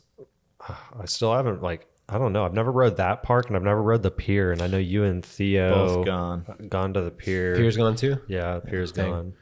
I rode the pier with Chris Stant and Theo. So cool, and and Kelby. others. Yeah, and Kelby. Yep. Yeah, I remember. That's where I met Caleb. Damn, Is no it really? way. Huh. That's really cool. Was it a good park? I never got to ride Yeah. it. I was so young that I don't It was. I don't think I could really appreciate any Right. real park, but it was cool. It had that bowl to box jump thing. That thing was and sick. me and Caleb were just riding that the whole time. It was fun. Flying out. Yeah. Of Yeah. course. Just Yo, kind yo. of on the old, the topic of old parks. It's did you ever ride Woodward, Grapevine Mills? Yes. Did you ever ride Cyclone, North Dallas? No? Okay. Well, I wasn't Woodward, at Grapevine Woodward. Mills. Mega Well, how was ramp? Yeah. Sick. They had a mega, or they had a proper half pipe. It was maybe 14 feet high. Yeah, about. But it was true vert, and that thing was gnarly. I dropped in, that was it, right? But it was really, the park was amazing. It was a little gnarly for me at that time, because even at that time, compared to how I am now, or maybe a year, whatever, I still wasn't that ready. So I'd it say, was huge. yeah, there's a lot of big ramp style. obstacles. That's what I was gonna say, man. It's if you talk to people who have rode that park that are even raw today, they'll all tell you that park was built gnarly. They built it for people to push themselves Yeah. That's pretty hard. And it was in the middle of a shopping mall in Yeah. North Dallas where it wasn't a super heavily trafficked mall, Very interesting, but yeah, great park. I'm really sad it's gone. Caleb's sad it's gone. Yeah, I bet. Well, that's cool. Okay, so we got all those skate parks. What's honestly your favorite skate park in Texas, if you had to pick one? Ooh, that's a good one, I think. Out of all these years, all these cities. In Texas. I know Josh's. Allen. Oh, yeah, I know. It's not Allen. It'd probably be House Park. Are you kidding? I'm not kidding you. Damn. I love House Park. Insane. It's so comfortable to me. For the guy who hates Brushy and has House Park as his hate favorite ever, this makes a lot of sense. I do not like Brushy. This makes Brushy's sense. so small. A guy like me can't ride Brushy. I just don't know how to work it. Brushy's so good. I've literally had this conversation a million times with Austin, and he doesn't really like Allen. I love Allen. So I like Allen, but it's like I like not Allen. the best. It's not park my in favorite, though. Dallas to me at all. yeah. But Mueller's the new shit, man. I cannot. Oh, I can't wait to ride Mueller. It looks so fire. No, all of y'all's, y'all been posting about it so much lately. Dude. First skate park here that has coping on top of the ledges, man. Like crooks, blunts, Good. whatever, just no problem. Circle rails along, like the first place that has a decent flat bar.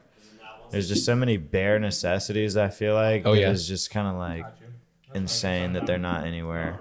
And it took this place in 2022 to finally have one, you know. It's Yeah. super cool. First box jump, basically. You know, we had Mabel Davis. Is that thing gnarly? kinda have one. Like that box jump looks gnarly because you have to carve It's- into it, but is it actually gnarly or is it fair? It's mainly just a bank. Yeah. It's not even really like a box jump, but it is. Is the And length it's on not it? too bad. No. Okay. It's probably like no longer than this Okay. table. Oh, really? Yeah. Dang. Okay. Maybe like a couple Hypex. more feet. But that's Matt. about it. So real quick to answer that question, because it is fun. That's a funny question. I would say in Dallas, I love McKinney. I love McKinney. I really like Louisville, but McKinney has like everything for me. And that's probably the opinion of, I don't know. But like Allen, I really like. I just can't rock it that well, so it's hard for me to really like because I don't thrive in it. But yeah, Shout Louisville, out to Ash I Fuller. think is so fun. McKinney's probably top dog. Roanoke is sick. Are there any others I'm missing in Dallas? Yeah, I don't know enough of the Roanoke's Dallas the parks.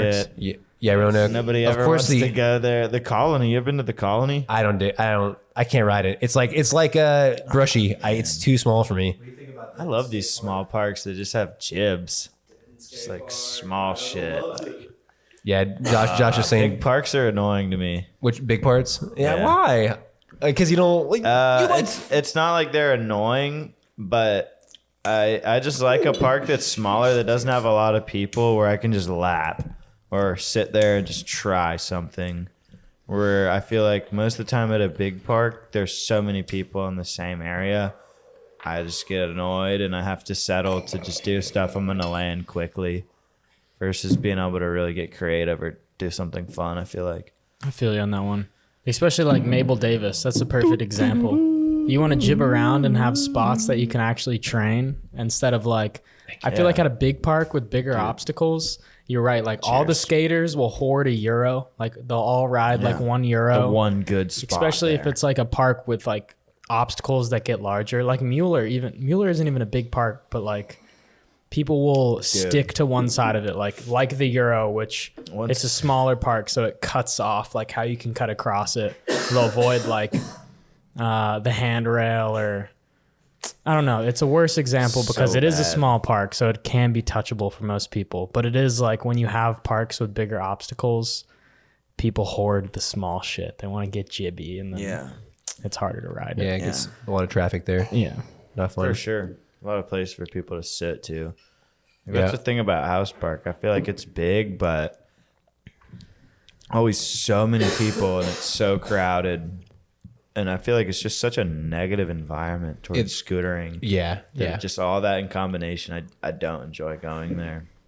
I But it haven't is, like, got it's hate fun. at house in a while. Dude, real quick, that was the one skate park where I slapped a child. I was like 26 or 25 or 26 with Theo, and this guy kept calling me a faggot. And he was a kid. He was like 19 probably. But I went up to him and I literally I don't handle confrontation or stress well, but this guy had to be punished. I literally walked up and bitch slapped him like a little bitch. I bitch slapped him and I said, "You say it to my face next time." And I scooted away, and then the guy followed me and chunked his skateboard at me. And he hit you? It hit me in the foot, and I put it in my car, and I was trying to get out of there quick, just take his board. And this dad came up and pinned me down and started threatening me. He was like, "What? That's a kid right there. That's a kid right there." And then He's over 18. Yeah, no, he was. This kid was definitely like right after 18, but he was old. Anyway, so it's like I'm like, dude, you're protecting this child that in a utopian society, that should be the way it works. Like, I teach this kid his lesson. Like, I don't know. That's my opinion on it. The kid deserved to be taught a lesson. Like, you can't call somebody a faggot. It was 100 times.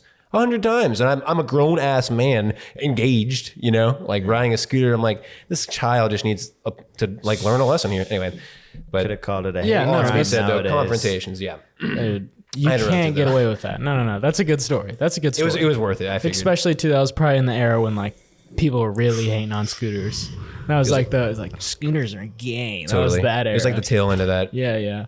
I feel like it's rather not accepted, but like a lot of skateboarders have now openly preached openness. So I definitely think it is changing, and people are like beginning to respect it and see the levels it can be taken to. Like, it's been so long since I've had anybody say shit to me, and then even if it's like I'll get backhanded compliments, like I don't really fuck with scooters, but I fuck with you. Like, I'll get that one a lot, but I don't know. Or like oh, scooter boy's here, and then it's like as soon as you start to ride and show them like, yo, this is what's possible on this, they actually come to accept it.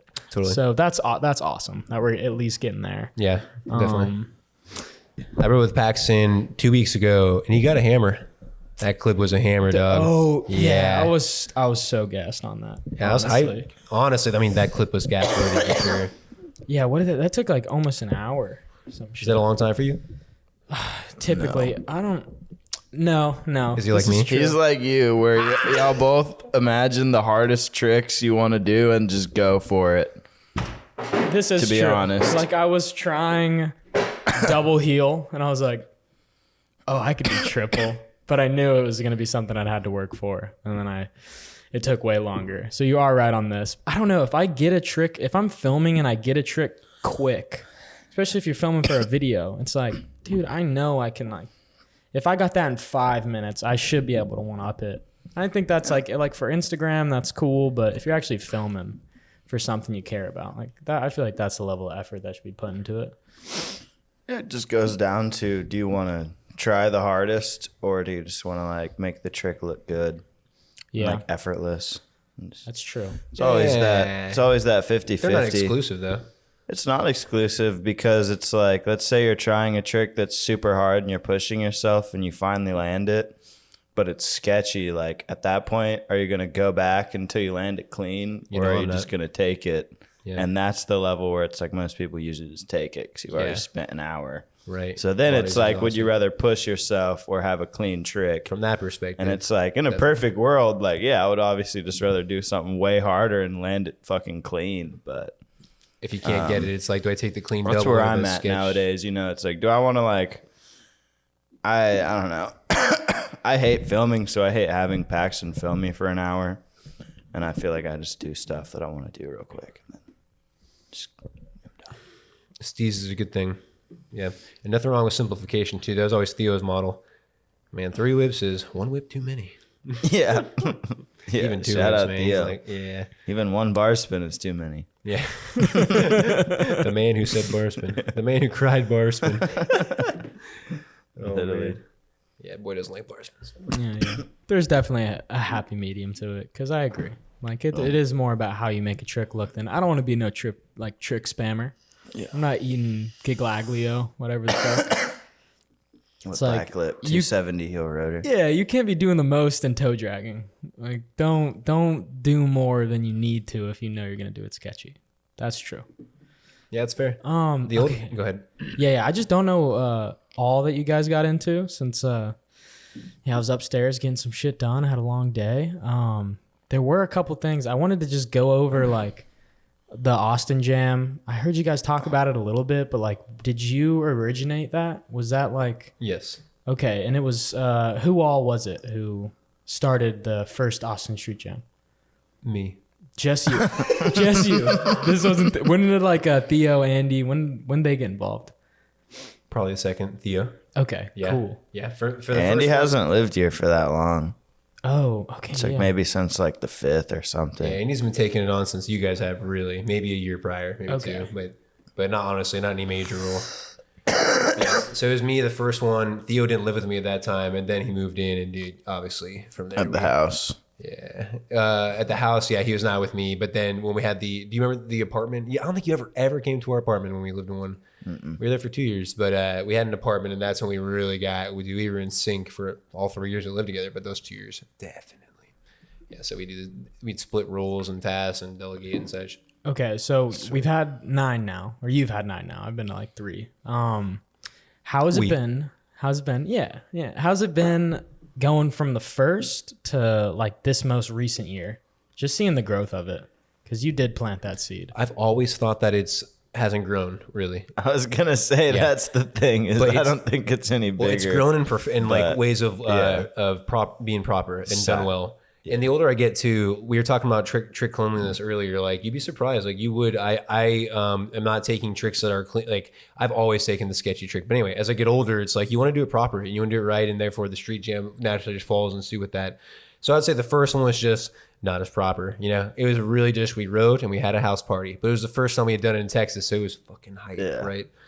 But then it got more proper over time, and now you guys like introducing the video premieres the last 2 years and doing it in a theater last year, you know, like for the 9th, like that's, you know, a huge step up in the right direction. So I would say that's been a big change. Okay, hell yeah. And then one more just on the street jams. What's the first moment that comes to your head for best moment out of any of the ones you've been to? Probably the one where everyone camped out in our backyard, because that one was just wild all the time. Who all was in your backyard? I don't even remember, man. It's all over the place. Like the ones that stand out, I'm so sorry if I miss you, I just smoked, but the ones that stand out are like Mike Homan, Logan Fuller, because we were all smoking together, like Josh Fuller. Like I'll start drinking, but then for a lot of the time I'll smoke, but then I'll come back to drinking, and I'll just remember all the people who were fucked up at the end, like from drinking, you know. But in the backyard. For sure, y'all were the only people who lived there at that point, so it was just like everybody, just call it everybody was camping in his backyard at that year. Yeah. Oh, you know what? I'm tripping. Sure. That was the 4th year. Also the year with Tommy Dodano, and like there's so many more. Tommy, I didn't even know you made it out to an Austin Jam. Yeah. Oh, dude, was this before Richie, Outset? They were like making Outset in my closet. They were doing the logo, and they slept in my fucking closet. It was fucking kidding. Tiny closet, and it was him and Richard. Like they shared the space on the floor. I'm like, y'all are such troopers. Then that was the mentality. It was like everyone packed out in one house, and we're just gonna suffer, but like enjoy it. I don't know. But all right, that's huge. That's literally history made in your pretty cool, your right? Closet. That's fucking awesome. Glad I asked that.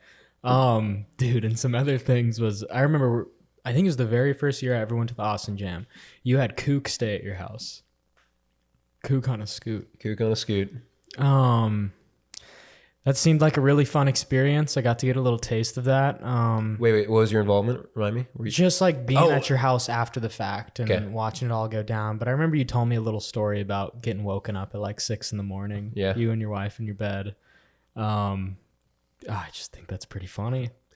Yeah, dude, I'm not going to go too much into it on the podcast, but it was sad. You know, I really like, you know, I still have no beef with Kook. It's just, it was just a rough experience, you know, because I felt like he wasn't really feeling it or was overwhelmed or whatever the case was. But I think he was overwhelmed. He was just overwhelmed probably because it was a lot, and it's a lot every time. But at the same time, like, oh, I don't know. I guess my hope was like you kind of knew what you're getting into. Like you just suffer. Like in ways, you suffer for like 3 days. Mm-hmm. Y'all know you've hosted people. It's like you just suffer, and that's okay, but because it's worth it. But anyway, so just a rough time from that. There's a lot of people I say no to though because of stuff like that. That was a learning lesson, like, dude. If you're a tenth of kook, no. It was definitely a learning sure. lesson. Yeah, I would. I've probably been a lot more. I guess I haven't You're a hosted lot since more then. lenient. Yeah, I was leaning up the whole way through, but now once I moved, it's like time to get buckled down and like filter out. No, but yeah. Yeah, Hey, fun that was fact too. I know this isn't gonna happen, but man, for the next street jam, I've got an acre and a half in San Antonio. That would be so dope to have everyone camp out. I know it's like probably unfeasible just because of the drive, but I have the think property. the finally. 11th annual is when we should do. I want to do like San Antonio, or then like maybe a Dallas one for the San 12th. Antonio if somebody has figure such, it out. They have better spots. But it depends, I think. like if they're within riding distance and shit. Like we would just have to have someone plan out. I would a totally route. plan it. If y'all are down for 11th San Antonio, I want you all to do it, but Yeah. I could plan the route. It's just for sure. Also, is there an airport? Yeah. Okay. And the airport is 3 minutes from Theo's house. Shout out Theo. Thanks for picking everyone up and dropping them off at my house. yeah, thank you, Theo. Thanks for getting everybody 2 years from now. We appreciate you. No, I'm just kidding. But it's cool. In Theo's backyard, you can see planes that are literally 500 feet, like right above you. Right above you. It's like, wow. But That's sweet. anyway. But yeah, I mean, sweet yeah, until if it we can isn't. buff it out, I'm down because after next year, I probably won't be here or planning any of this. So whatever happens, I'll fly in. So where are you Or I'll going? be there Or what are you thinking? somewhere. Probably, yeah, somewhere cool. Somewhere where there's scootering and legal weed. He was telling me For earlier, sure. thinking maybe like Colorado, California. Couple years, few years. Yeah. I like that you want to come back. Yeah, definitely come back. Yeah, I hope. I mean, like my goal is Shit's definitely to boring stay here. back. Sorry, You're good. for like a few or like 3 to 5 years is probably the goal. But I'm definitely in the mentality of like y'all were saying, like you can move at any time. There's the whole point of life is that like you do it, and so if you feel restricted and you want to go, you just go. Like whatever the calling is, but you don't lose your roots. You come Yeah. back, sometimes. But Yeah. Yeah, if I didn't I have think we'll come family that lived here, yeah, for sure, we'll blow up the scene once he leaves. Yeah. Just kidding. No, we'll figure it out as it goes. As we say, it'll buff out no matter what happens. yeah, It'll buff. for sure. But it's It'll like, buff. yeah, the skate parks suck. I've read all the spots. There's people. There's like, I don't want to say nobody to ride with because the few that there are to ride with are my homies. But like their timing never works out, so it's like basically there's nobody ever to ride with. And yeah, it's just, could be better for sure. For But, sure. Yeah, we at least have this garage. Go explore. Yeah. Go explore, man. I went to Colorado. I have no regrets. So cool to see a thriving scene and the homies down there, like trying to make things happen. Yeah. You get 30, all you need is 30 people and it becomes a completely different place. You know what I mean? Yeah. Like you have a 30 crew. is a lot. It's yeah. a lot you can do. You can ride at any time. Yeah. You got a choice. You have actually a selection of friends to choose from instead of being forced to ride with the guy that scooters that you just both ride scooters. Anyway, all I'm saying is like, yeah, it's worth it. True.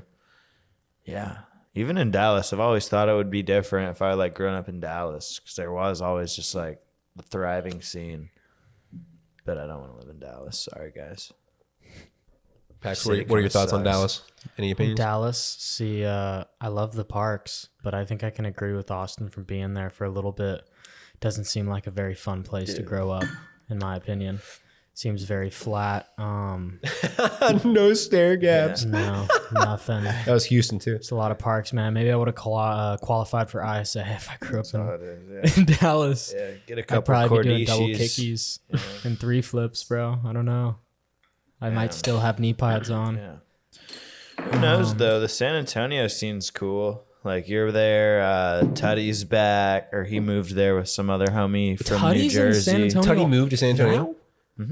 Right Yeah. now, Tutty's in San Antonio. So Yeah. Shrimp I feel Cody like I told told both y'all this. You did. You didn't tell me. You told me that he was. I didn't know he had already made like he was there right now. I thought, Shrimp had told me that y'all were riding this weekend because of that. yes. Shrimp just told me that Tutty was coming in town. I didn't know he was moving into town. Yeah, Dude, Yeah, that's yeah, fucking Tutty, me, and Zach Martin. He's bringing. That's pretty Well, bad. he's That's a formula. moving. He's moving with some guy from New Jersey who rides too. I don't know who he is, so I don't remember his name. Okay. And they're But- both moving. So two Them riders. two, and you and Zach. Yeah. Okay. That'd be Yeah, four. Tutty's sick, man. Like, I don't have any, like, I don't know Tutty for shit, but your riding is so good, man. Like, I love seeing his ride. I think he's well-rounded. He does it big. Like, everything looks big, fast. Yeah, he's sick. It's sick. I've met him at the Chicago Jam. He's a cool dude, real cool dude. He said he knew what 10-4 was. So if you're watching, Tutty, hey, shout out. We'll ride with you soon in San Antonio. We'll get some clips, baby. Yes, sir. Yeah, dude. North too, by the way, killing it. I feel like it's cool to see a company actually giving people sig decks, who I feel like do deserve it in the sense, just like, I don't know, not doing it for a name, like because they're super clouded or whatnot. Like really just trying to back who they think looks dope, or they like how they ride. And I think I like how it feels as if they give them a lot of customization on how they want their deck to look. Like it really does feel like them. Like Skippy's deck, you can tell it was like from the graphic to the colorway, it was very Skippy. Like they let him have free reign. It's cool to see a company doing that. I like it. Yeah, agreed. I think North's sick. I think, I don't know, my opinions on their image and their brand is that it's sick for sure. For sure. I have never ridden a North deck. I just heard they break quick. I mean, honestly, like I'm pretty ignorant in the scooter industry, but like their Insta, the way they seem humble. It's like, it's nothing's too pronounced or too forced, which is how I would do it. So, and did it. I fuck North when it first came out, honestly. Yeah. Like it was just ugly. Really? Like He it was just, on the original team, like getting the prototype decks, and he snapped one within a week. And I think they sent him another one, and it was the same thing. And he was like, "Fuck these." They just That's looked what I've heard ugly with the too. product.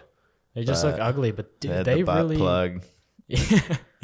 like emblem or logo. It but- shows, dude. Time, like Yeah, time who will really knows? build a company, bro. Yeah. They like 3 years, and I feel like they completely turned around the image that they had. I was like probably 2016 Yeah, when Caleb was on there, so it's been a while. Eldridge was but- on North?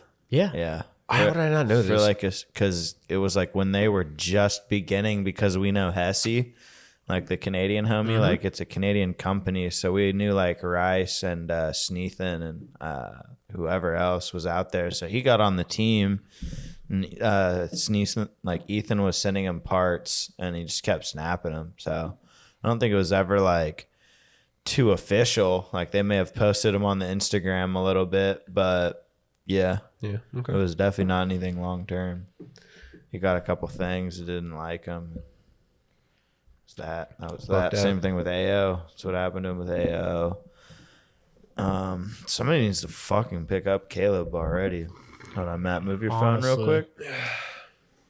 God, if someone would just pay that Someone man needs to to travel. pick up Yeah, he's motivated lately. this So fucking totally agree. guy. He's killing it right now. So hungry. I've never like Let's get him doing some compared to fucking anybody moves. I've filmed with out here. There's nobody who. Oh man, I just want to say like doesn't give a fuck like Caleb does. Like Caleb truly doesn't care what happens to him. Like he'll Just for the clip. film 5-6 clips a day, no matter how hard he slams on the first. It's just it's crazy to He's watch up at someone 8. with that mentality. Truly. Doing it again. Have y'all gotten to Brother Beast. at all? No, I kind of don't want to get to it today, honestly. Okay, that's fine. We'll Gotcha. get into it, brother, on a different We could talk good brother episode. stuff though, like the trips. Like the whole beauty of brother for me was really just hanging with the boys, like, which is probably why it didn't work out. Like I really just wanted to, I don't know, solidify the good times, and I think we, yeah. it was short, but it was fun. We Oh, had some man. good times in there, so That was probably like last year was so fun. And even the year before that, we were definitely just doing a lot of local stuff. But yeah, like even me and Caleb were talking about that with Joe the other day. We're like, dude, those were like the times. so glad y'all say that, man. Like just all the boys. Because I was on AO forever and I was like, dude, this is kind of like bullshit. These fools don't ever get together. They don't have a group chat. Like there was some on and off like throughout the years, but there was never anything solid. And it was like when brother came around, it was just the homies who were I don't know, genuine. Yeah. And like cared and who talked. Love you, bro. Thank you And for it's saying just that. like, damn, we were out there when we were out there, even when we were just talking shit in the group chat. Like, we're like, all right, everybody, and I love you and Landon for being like the dads. Like you were the dad, but then Landon when you couldn't be. Yeah. Because you would be like, all stepdad. right, this weekend we're all gonna be there.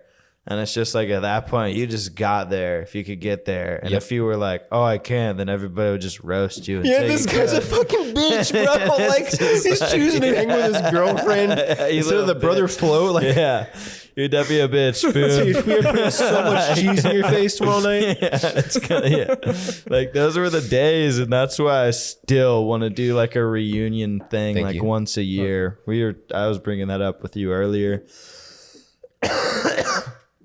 Yeah, if y'all are listening to this, man, like fuck, I would love to, like Victor, JoJo, if y'all want to fly Everybody. in for it. But like, dude, the Dallas boys, it's easy. Like we'll link up. You can do the float or just Yeah, and I can organize. Now that I'm back in That'd be Texas, so badass. San y'all want- Antonio, dude, we'll do Oh. the camp on your property like a brother Yep. reunion. Like that'd be sick.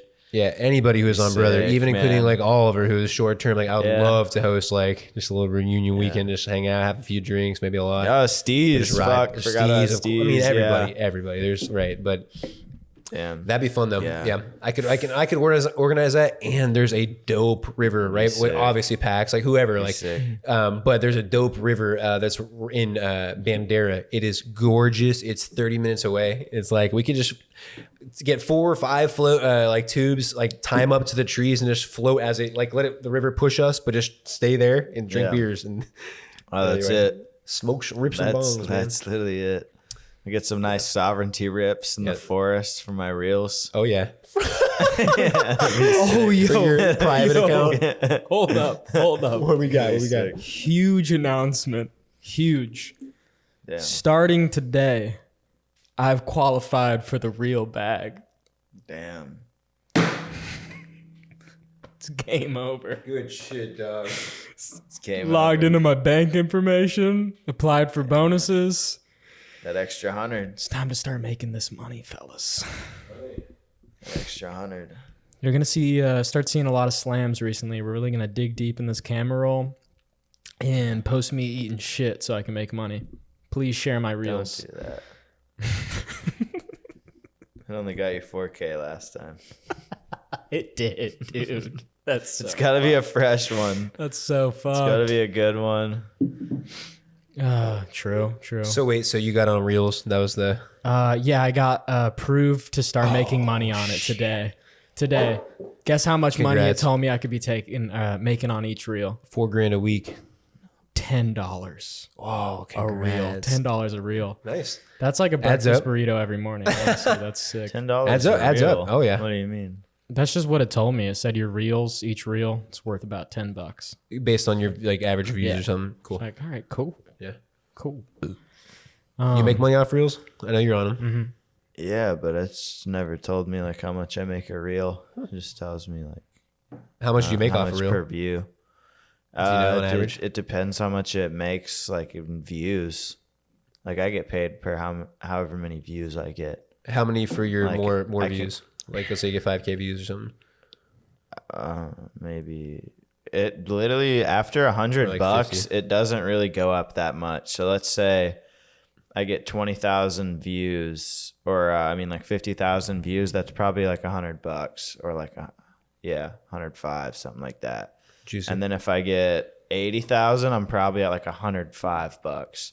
I feel like it's broken because even on my reel Doesn't where I scale got too well. $323,000, I only got 180, and it's because I have to reach like a 1.2 million views to get $1,200. Those are both my maximums. Jesus, it's 1.2 So- mil just to get $1,000. Yeah. That's crazy. So yeah, that's crazy. If like you probably have something different, or I don't know what you No, saw. But I think they just honestly gave me a bullshit average of like how much money my reels could be making. So I'd sign up. You know what I mean? I don't know how it's actually gonna work out for me. That's just like the promo. it's like the they gave reels me to play, sign up. the bonus play. Yeah. Yeah.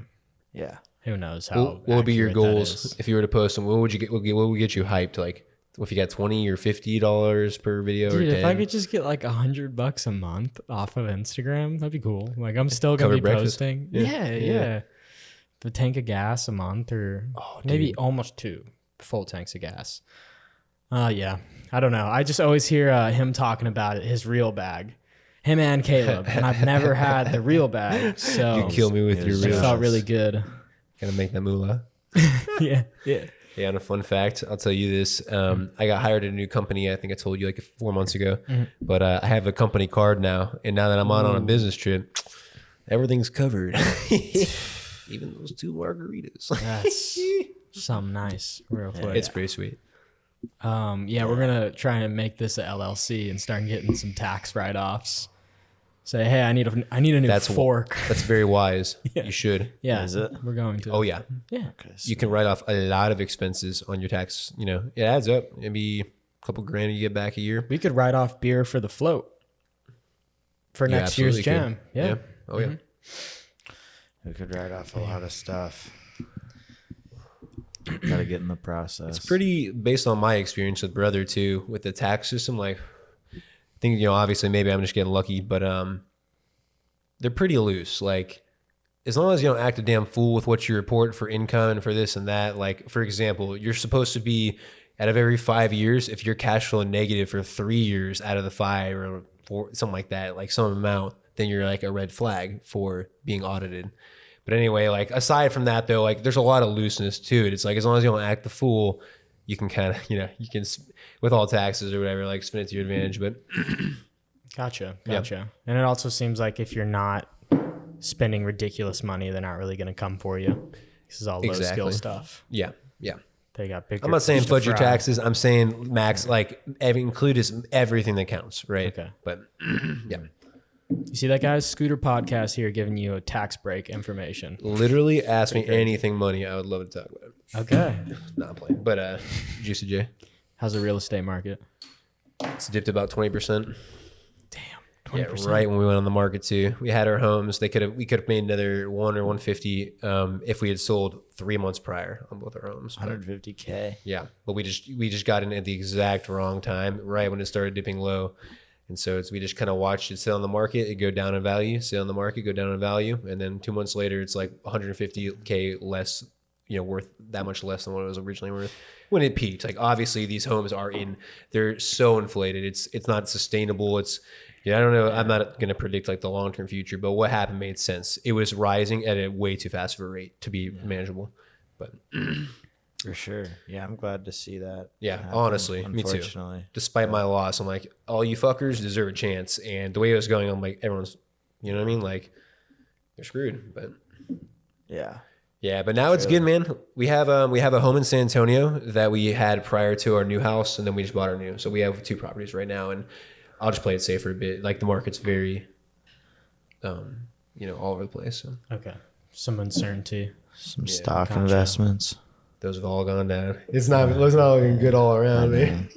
Are you in the stocks right now? Yeah, I mean, I have 2. Staking 1 and I'm holding 1. Have they gone down? Yeah. It's a tragedy. God.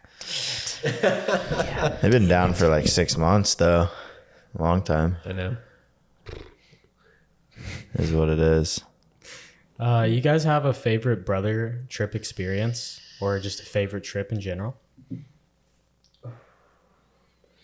I mean, the 2 that always come to Dude. mind for me are the week long to Cali and the first brother float.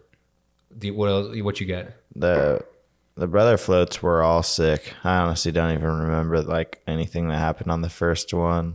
But I remember like all of them were sick. Like I don't know any of them. But yeah, the one time you and me like drove all the way to fucking Cali. Yep. Like that was cool. And we picked up Landon, like the first brother trip ever, probably. Like yeah. that one was sick. Low attendance but high regard. And fuck. Like for me, probably the other trip to Cali, I think the next year when like everybody came and it wasn't just like the 3 of us, and then New York. Oh yeah. Like all 3 of those trips were probably ones that I'm like, damn. Yeah, those are most of them too, but that's a good sign. Like if most of them were good, then fuck yeah. That probably was most of them, yeah. But it was like, you know, we went to Denver twice or a few times. Yeah, smaller scale, you know. but you're right. Yeah, that was the one where like all the homies went to. I love New York. I really value the time that we got to sit outside. We were kind of a little high, like kind of tipsy. We were just talking about life. There's probably 2 nights where you and I stayed out an extra hour or so. I'm about to insert the clip of you freestyling right here. Yeah, those trips get busting, man. Like I am always in it for the real talk. So bussin'. Yeah, busting cakes for sure. Yeah, you got a favorite New York experience? Man, out of the two, well, I went on one with Inward. With the Brother Boys, though, let me think. That was a really good one. Dude, I fucked up my hand on that trip from the get-go. I remember that really dampened a lot of the trip because we pushed so much. I mean, you remember, dude, my hand was like bandaged. Dude. I had a broken or a chunked wheel for like 3 miles. Like I was going through the city one day with a fucking chunked back wheel. Nah, it was way slower than that. Don't. Dude. I'm fucking like just basically trying to hang 5 the whole way. 3 I'm miles. like, this is bullshit, man. We were all the way at the bridge because I had like broken it, and then we get to the bridge. So we're like just chilling, smoking there for a while. And then they're like, all right, let's go to the train.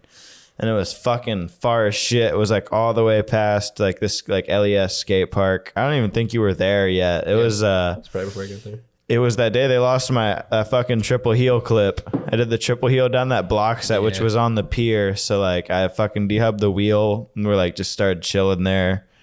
And eventually we're like, fuck it, we'll go back home. Yeah, it was like 3 miles. You chunked it on the triple heel. Yeah. That was it, yeah. And then I go back the next fucking day, get the clip, and then just like fucking whoever edited the video didn't put it in, or the clip got lost or something. I was like, yeah, that's all that for nothing, man. The clip of you chunking it. I remember it was you chunking it and then showing the wheel. That was me and Caleb's AO video. Oh, yeah. That was another fucking fucking video. Yeah, I land sideways on those a lot. It's hard not to. Always in the back wheel. I've chunked 2 back wheels for that. Yeah.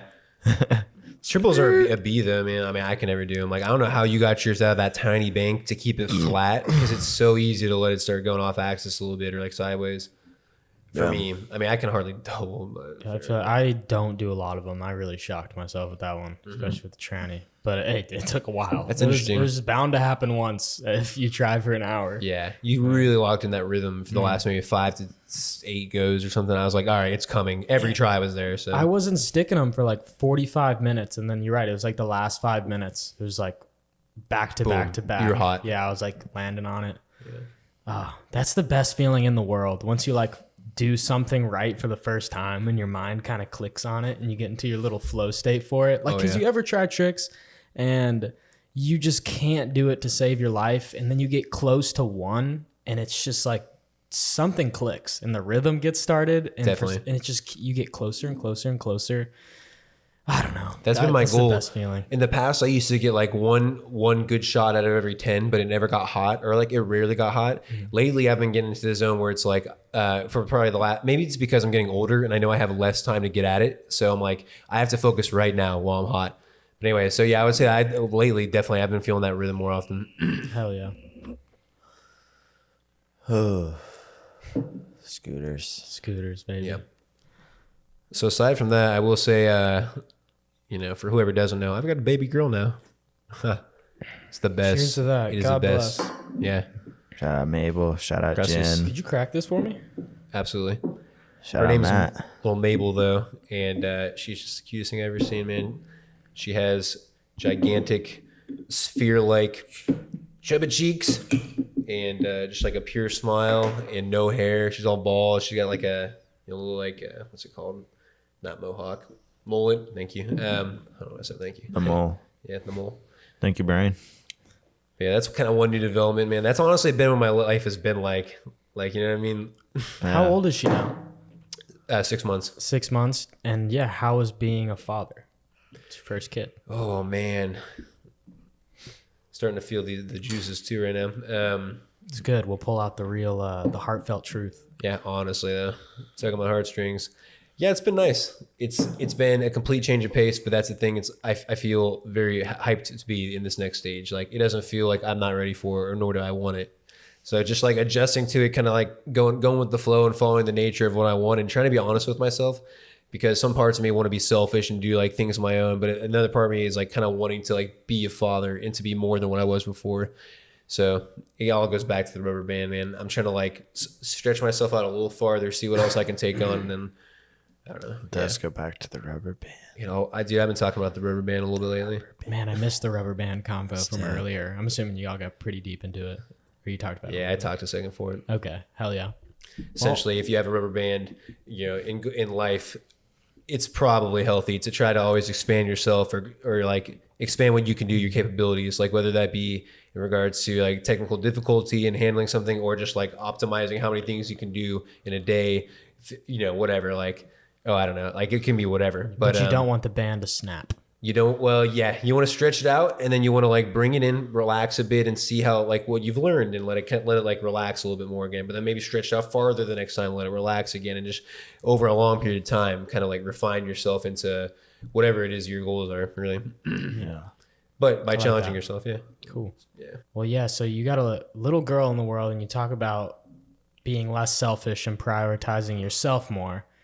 And I don't know, so how do you think it's changed from before you had her and you would prioritize yourself over maybe other things? Like you'd be selfish in a way, Sure. compared to having, I mean, a new life placed into your hands. And it's like, is it almost like a feeling from inside of you, like, I have to do this? Or is it still that same struggle? Like, does it empower you a little more? How does it feel? Yeah, I would say it's if it started as feeling like I have to do this, and the goal is that, you know, or not the goal, but the goal is to allow myself to be moldable, knowing that my tendency is to want to stay how I am, selfish, like eating ice cream or cookies every night, like smoking too often, versus, you know, allowing yourself to find that next wave that feels right. Because it doesn't, like, dude, as a human, you have conviction for where you are. We all do in our own ways at our own times. And if my soul starts telling me it's time to, you know, I shouldn't be doing this, but I'm doing it because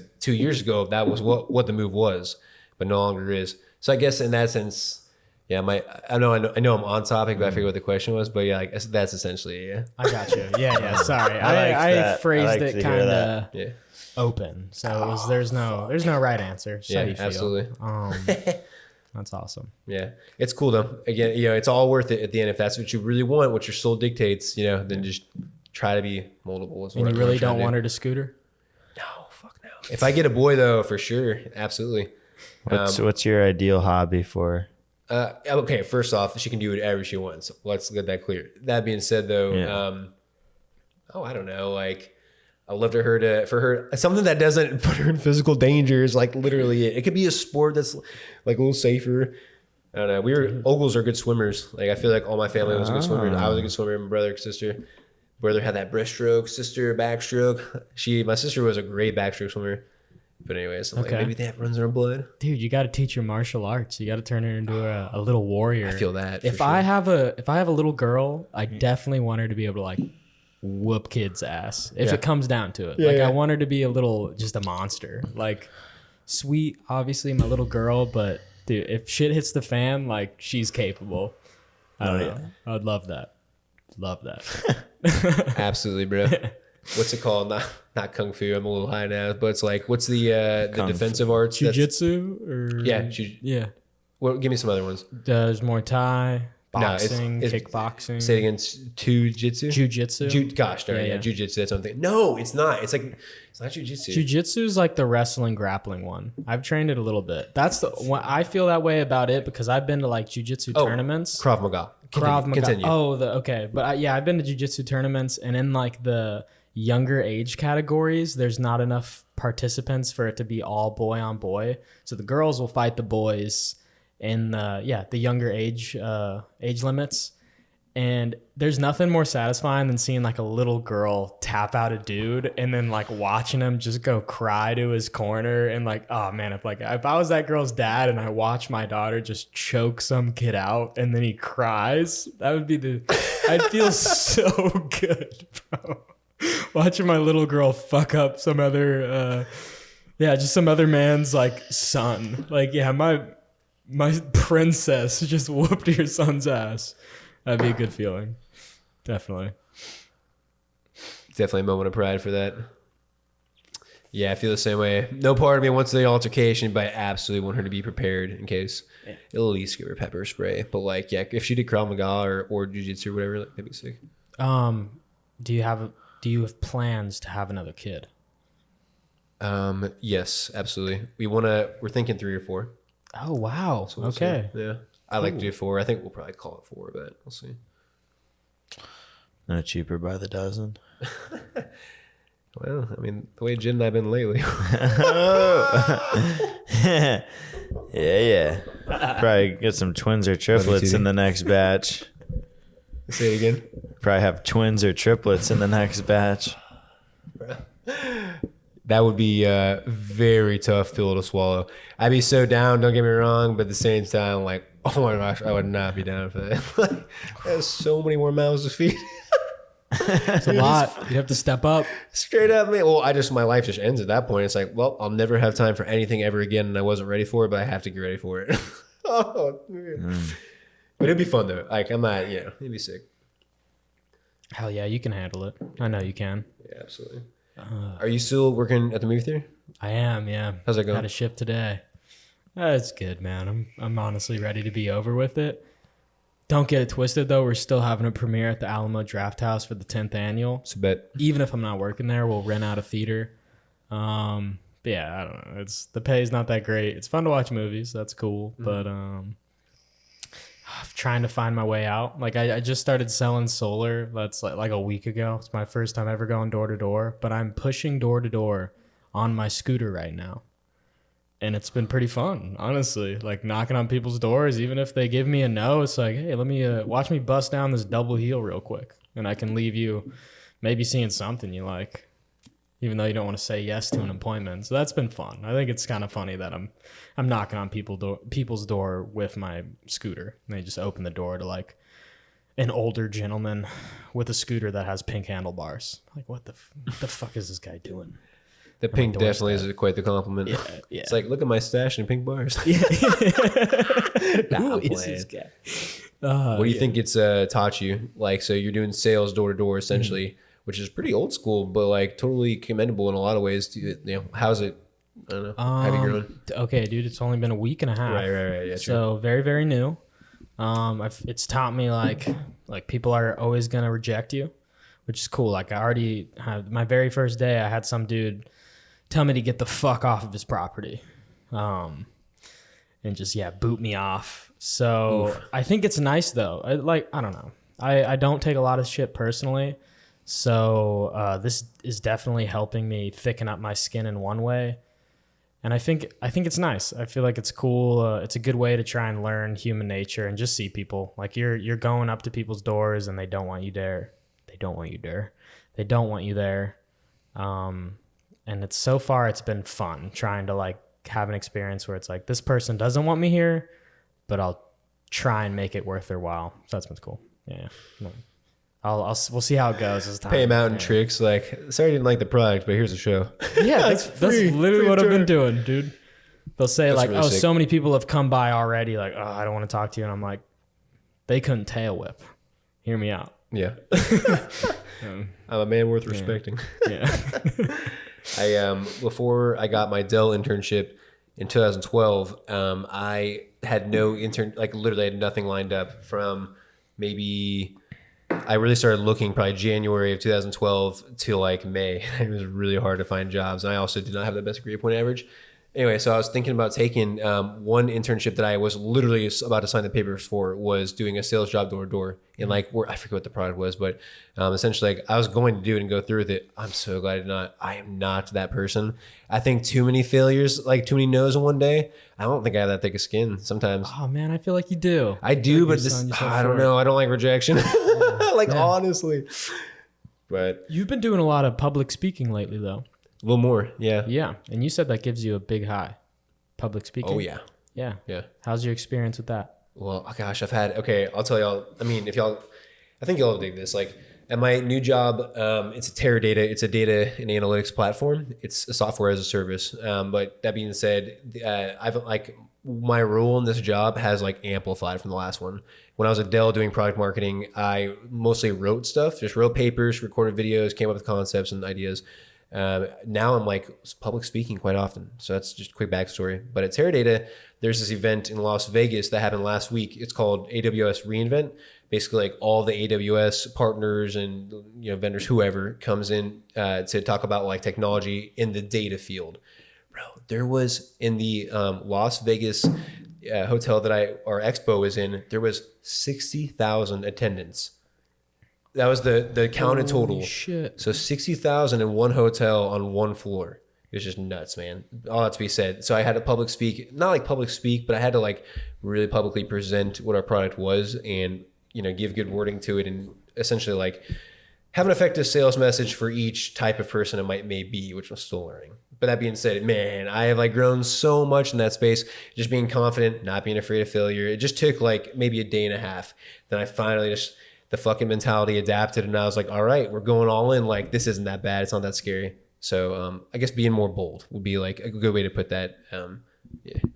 That's awesome. That's really cool, man. How many people did you actually talk in front of at the conference? Probably a total of 50, maybe 60 across 4 days. So maybe, and I will probably work to like on average 6 hours a day in the booth, so 24 hours, but 50 meaningful conversations that lasted over a minute. Yeah. Like I would like small chat, like at these events, everyone has swag. They're handing out free shit and stuff. And so many people would just come up and be like, "Where's your swag?"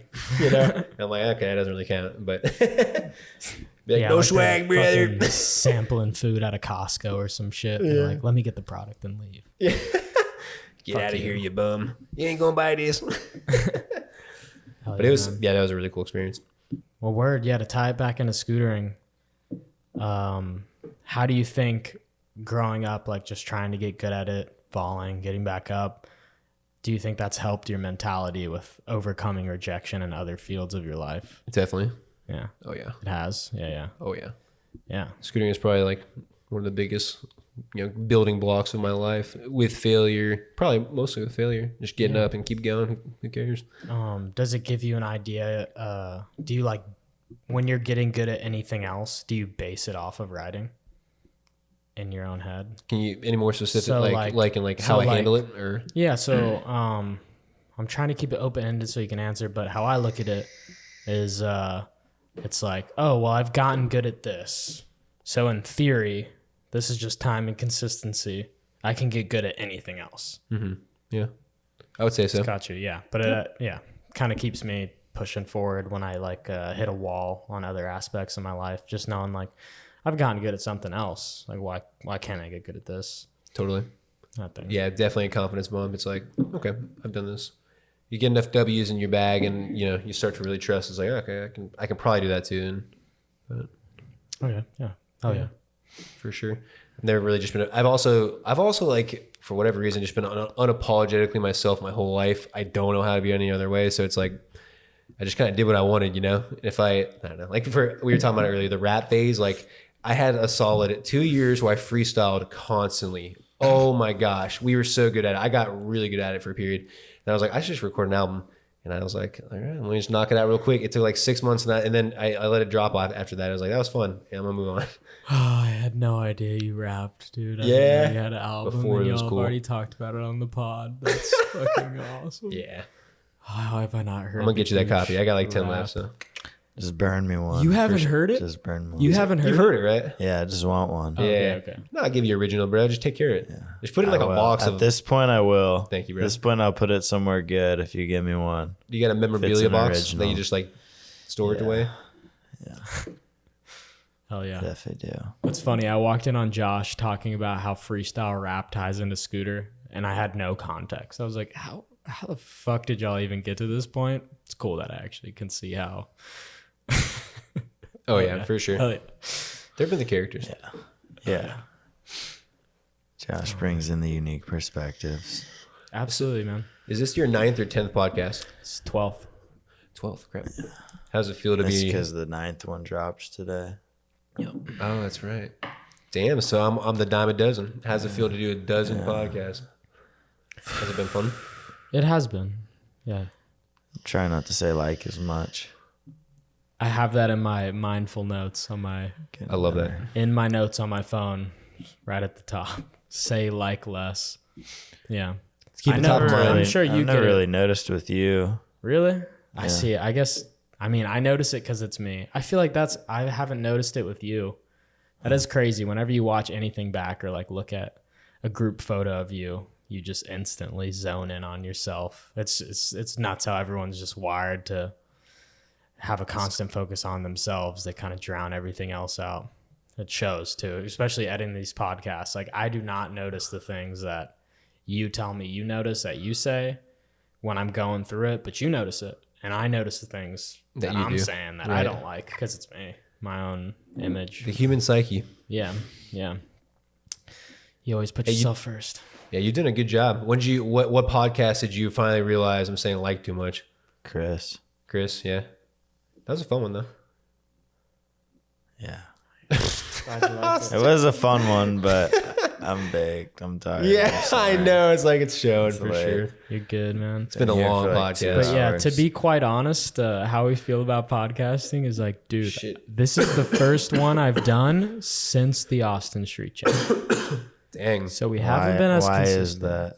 Talent packs. Because it takes a long time to edit these motherfuckers. And I got caught up in some life shit. Okay. Yeah, you mentioned that at the sesh. What was going on? Got him. Hey, get the fuck You got out some of here. chick or what? Get the fuck out of here. You I had some go sucking as my deep time as you up. want, but I had some sucking my time up and I didn't edit it as much. But hey, man, we've dropped 3 straight weekends in a row now. Absolutely. We're getting back on track. It is what it is. Yeah, we want to do one a week. Like, dude, I love this shit. Just talking about scootering, like what we all love. It's always fun. Even just the solo ones with me and him. It's just fun to talk about so scootering, good. man. It's all about the routine, man. Or like you got to build some structure where you do certain things where you can't get too caught up. Because like I used to get really caught up. I'm not gonna say you got caught up in your feelings. I don't know, but because you haven't told me. But I used to do that, and it's like I don't know. You start building a couple of routines, and you got it with scootering, and you know you're working a bunch now too, which we'll definitely do. But yeah, I don't know. Was it heartbreak? No, dude. no, it's not the heartbreak. It was, no. Too It was personal? just, No, no. it was Like just- not even. I don't yeah. even. No. No, man. This is like just time, like spending yeah. time with another person instead of and then work. So time with another person and then going to work. And that's pretty much it. Okay. Yeah, dude. I was probably caught up in my feelings for like a week, but if anything, that lit a fire under my ass. Nothing crazy, dog. What do you usually like? Okay, I see pictures of you on the water with your girl. Where do you like? Do you ever go with him? Is that how you meet girls, or how do you typically like meet a chick? I mean, Austin's he's like Tinder dog. 2,000 matches. No, get out. He's of got here. his Tinder reel bag. He's getting paid like $1 an out of upload. here. Bro, when I was on Tinder, I had it for maybe 2 years. Oh yeah, dude, you're getting on my ass. I know you're a little Tinder slut. Don't even I've heard this. Yeah, well, I'll proudly tell who I am. Like, dude, this is back in the day. Yeah. 25-year-old Jenkins, Yeah. but He was smoking cigs inside at this point. That's all you gotta say. That'll tell you enough about a man. yeah. What was the story, real quick? Do you remember this? Or the What? smoking cigs inside? No, I'm just saying, yeah. like us, This is like a while the in persona. Jenkins. I was, I know you were smoking cigs. Yeah. Real quick. Ah, shit. What were we talking about? talking about you Oh yeah, being a little Tinder. Tinder I had over. Well, I don't know if this is a lot anymore, but I had it for 2 years. I had over 1,000 matches, and I remember I was like, "Crazy, is that a lot or no?" Yeah, For a I dude? think It's a it's- good. I mean, dude, that's enough. That's enough. I was like, In dude. 2 years, that's like over a match a day. Yeah. It's like a match Match a day. 0.3 a day or something. But I remember I was like, And then that's when I got convicted. I was like, damn, 1,000 matches. And out of all those, there was only one that was true potential. Yeah. And I was like, all right, time to get rid of this puppy. And then one good girl is worth 1,000 bitches. That's already been said God and bless. proved. God bless. Absolutely, man. It's crazy. I'm so glad to see that you're diehard for your gal in the same way I am, man. And you know it brings me joy. Yeah, man. I know we'd reminisced about these on the Long Brother solo car drives. We used to just do a lot of car drives, honestly. Dude, our drives to Houston. How many of those? Just up and back to there, Dallas. You know, just quick 3 and 3. Yep. You know who's driving first? You know who's driving last. Yeah. What were the shifts looking like to California? Doing 7-hour swaps, 4. What was going down? I know y'all drove to Cali together. I honestly remember getting to his house at like 5 a.m. and I hadn't slept that whole day or that whole night because I was with like my ex at this time. And I had just gotten back from Woodward, so I hadn't really seen her. So like I was just staying up. And then I don't know how long Matt drove for, but I like tried to stay up with him a little bit during the drive. And then I was like, dude, I got to fucking sleep. So he drove from like, we probably left his house at like 6-ish a.m. And then he drove for up until we hit El Paso. So that's like 8 hours. And then we rode around for a little bit. My deck snapped. And then I think either he or I drove from there to probably like fucking the AO warehouse was the next thing I remember is getting a new deck. Because he had no deck. Yeah, I was like, we can't film. Like, half the reason Y'all we're crashed here. at Matt McKean's, right? Oh, no, we went to Phoenix that night and stayed at Tommy Cush's. Yeah, Cush's. Shout out T Cush. And then we went to, McKean, I think Landon was with us at that point or something. Wasn't it the whole on our crew way back. during the trip with all the dudes?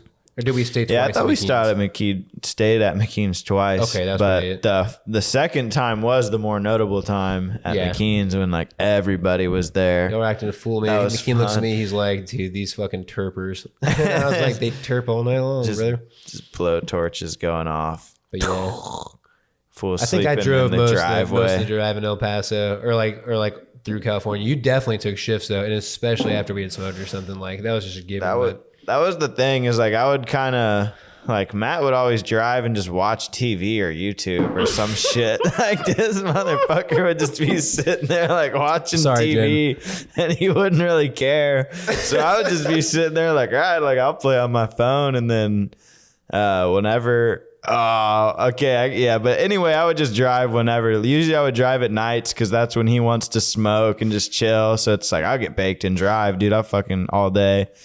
So that's usually, I had the night shift. Usually I'll put my glasses on. Just fucking, Matt, load me a bowl. Fucking. I got the image in my head of, this is awful, but a Gooch driving and then you dying in a car crash, like 500 health away from a triple crown on Clash Royale.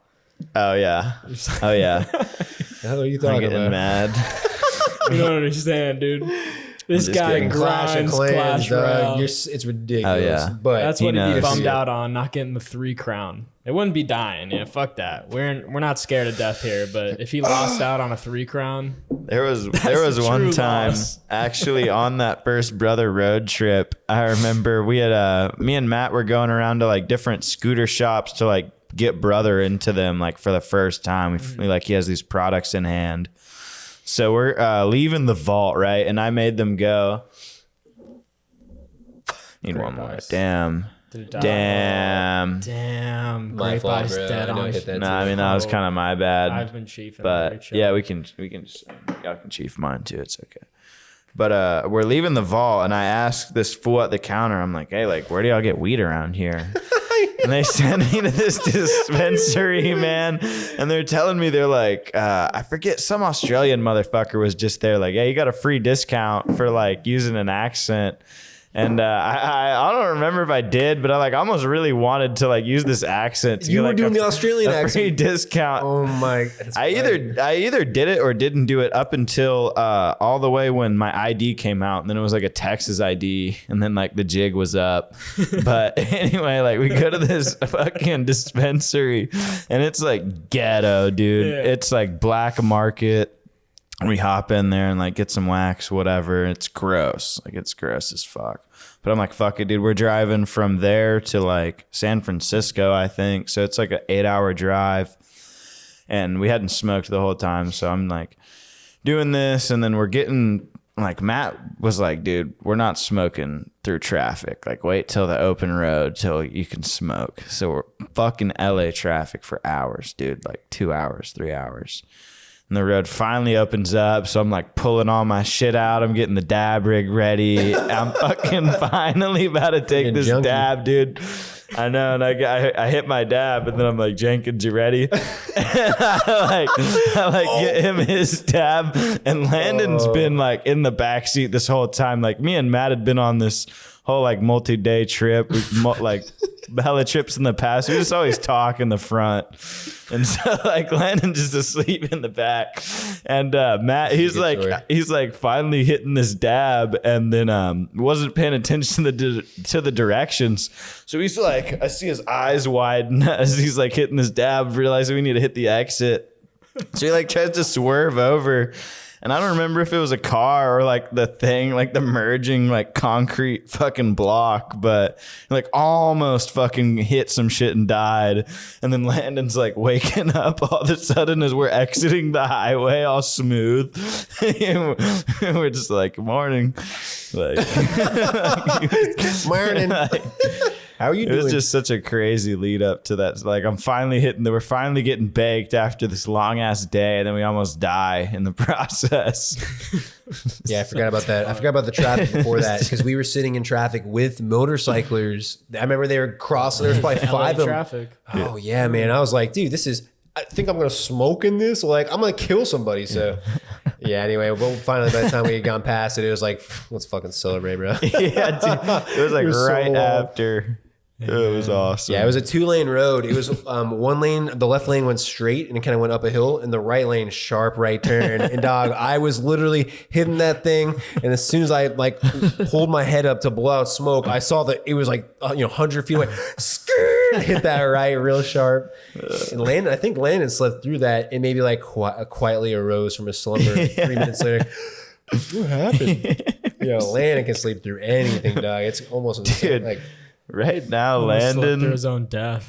I know. I would have been like, dude, motherfucker was sleeping through gunshots in Chicago for sure. Like that guy, I love you, Landon, but I don't know how you sleep till 2 p.m. on a scooter trip. Like it's like insane how much impressive. you like, how hard and how much you value you sleep. That's wild. I gotta fall back asleep in the morning I'm about not. 3 times to get up at 2 p.m. Straight up. I gotta press snooze at least 3-4 times if I want to sleep in that late. Yeah, my internal will get me up by 8, and if I do anything, I'm probably up. If I can like manage to somehow, I think it's so close to dead. Tragically, if you do have a charger, I would love to plug it in micro USB. But I do have one, honestly. Thank you so much, man. But let me get that one then. that's a bit. Yeah, I'd like, love to hit that at some point too. We'll get it around. All right, so about Lando. All right, Landon, get up early. I do. Fucking Matt, how many times have you left the camera at the spot? I know, man. I know at least 2. It's so embarrassing. I promise you, I've actually grown up a lot. But yeah, probably up until about 30, really. You got a kid 30 now. times? I hope so. No, how many times? 30 age times. How old are you? I don't know. 32. 32? Yep. God damn. Yep. You're a true OG. True OG, man. Honestly. 2000. 12. Well, but yeah, even earlier. But yeah, so dude, what was the question? I don't even know. How many times have you left Lost your my camera at a spot? I have gotten probably 4 taken from me over my whole 20 years. Two I probably left. One or two got stolen. The rest left behind. The most recent left behind. Jen was just talking to me about this because lately I've been like real talk between friends. I've been having like anger bursts, and it's been just interesting because I'm a very patient guy. Y'all know me. I'm fucking patient, but for whatever reason, like I've had like 2 eruptions. Insert Matt clips.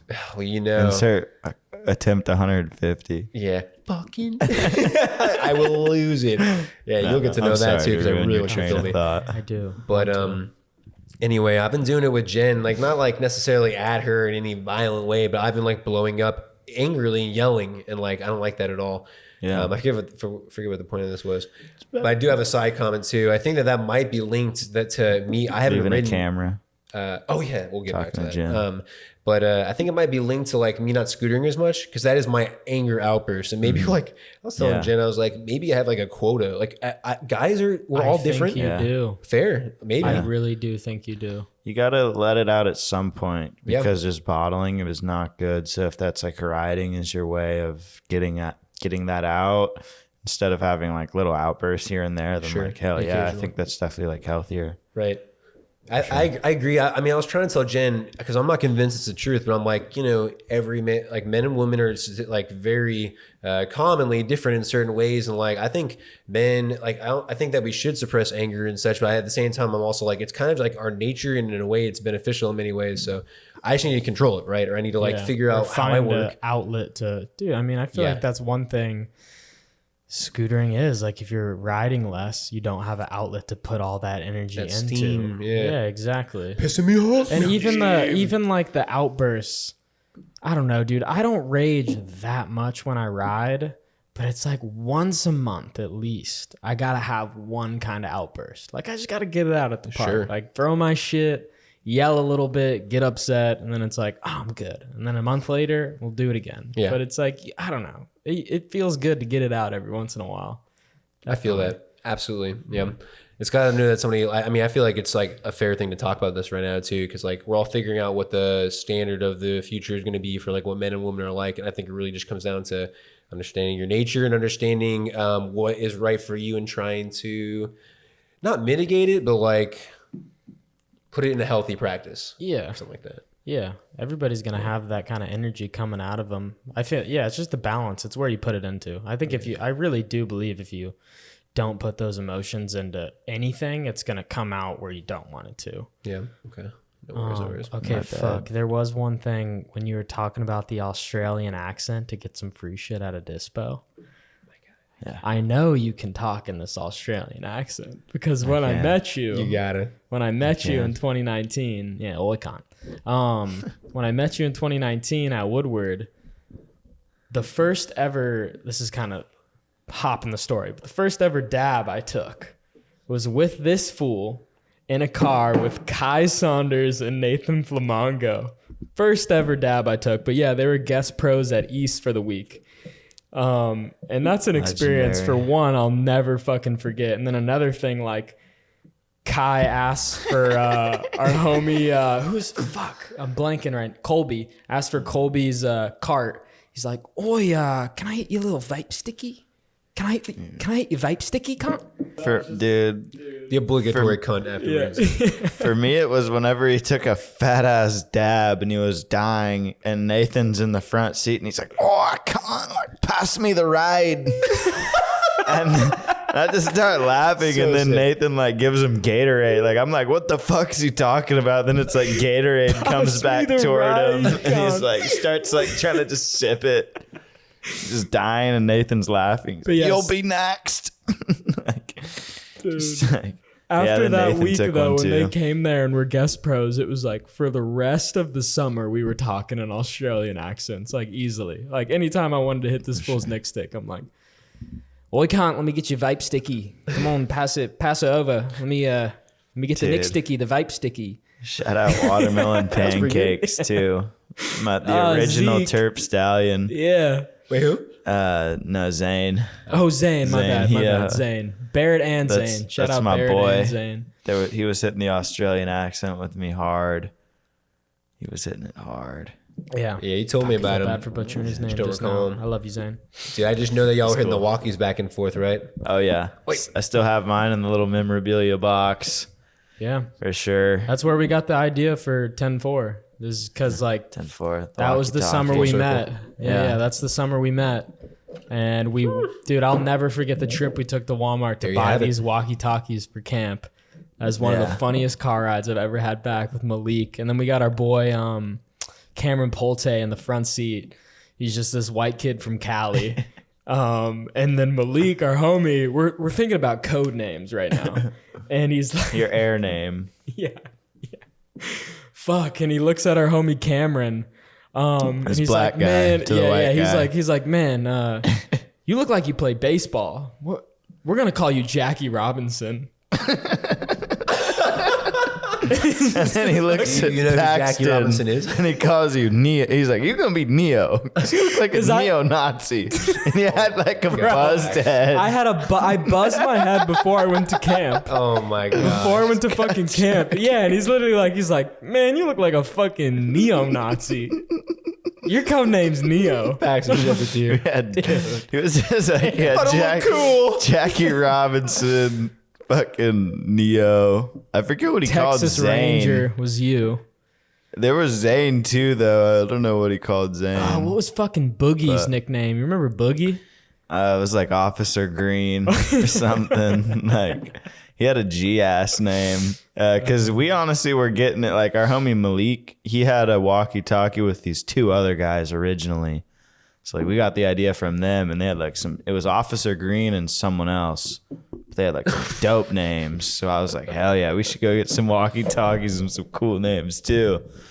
And then we drive like an hour and a half to Walmart and get them. Dude, and we're just chatting with each other all week over this walkie-talkie. And then we would also use it like if any campers were just acting a fool, we'd pretend we were calling directors or like, hey, can I get a director to playground? We'd get them to shut up real quick. Yeah. This is just between you two, like not on the public line. It was between probably like 6 or 8 of us. Okay. So it was like the phone reception was so bad too. It was just hype because you could be on shift like, somebody come to Egypt, I got to take a shit. And like someone's like, copy 10-4 over. And then, that's honestly where it came from. But because you got no cell service out there in Amish land. And you can't ride. So you just have to sit there and your phone doesn't have service. So you can't play on your phone and you don't want to sweep the park. So you're just like, you could talk to the homies now, like all day. It's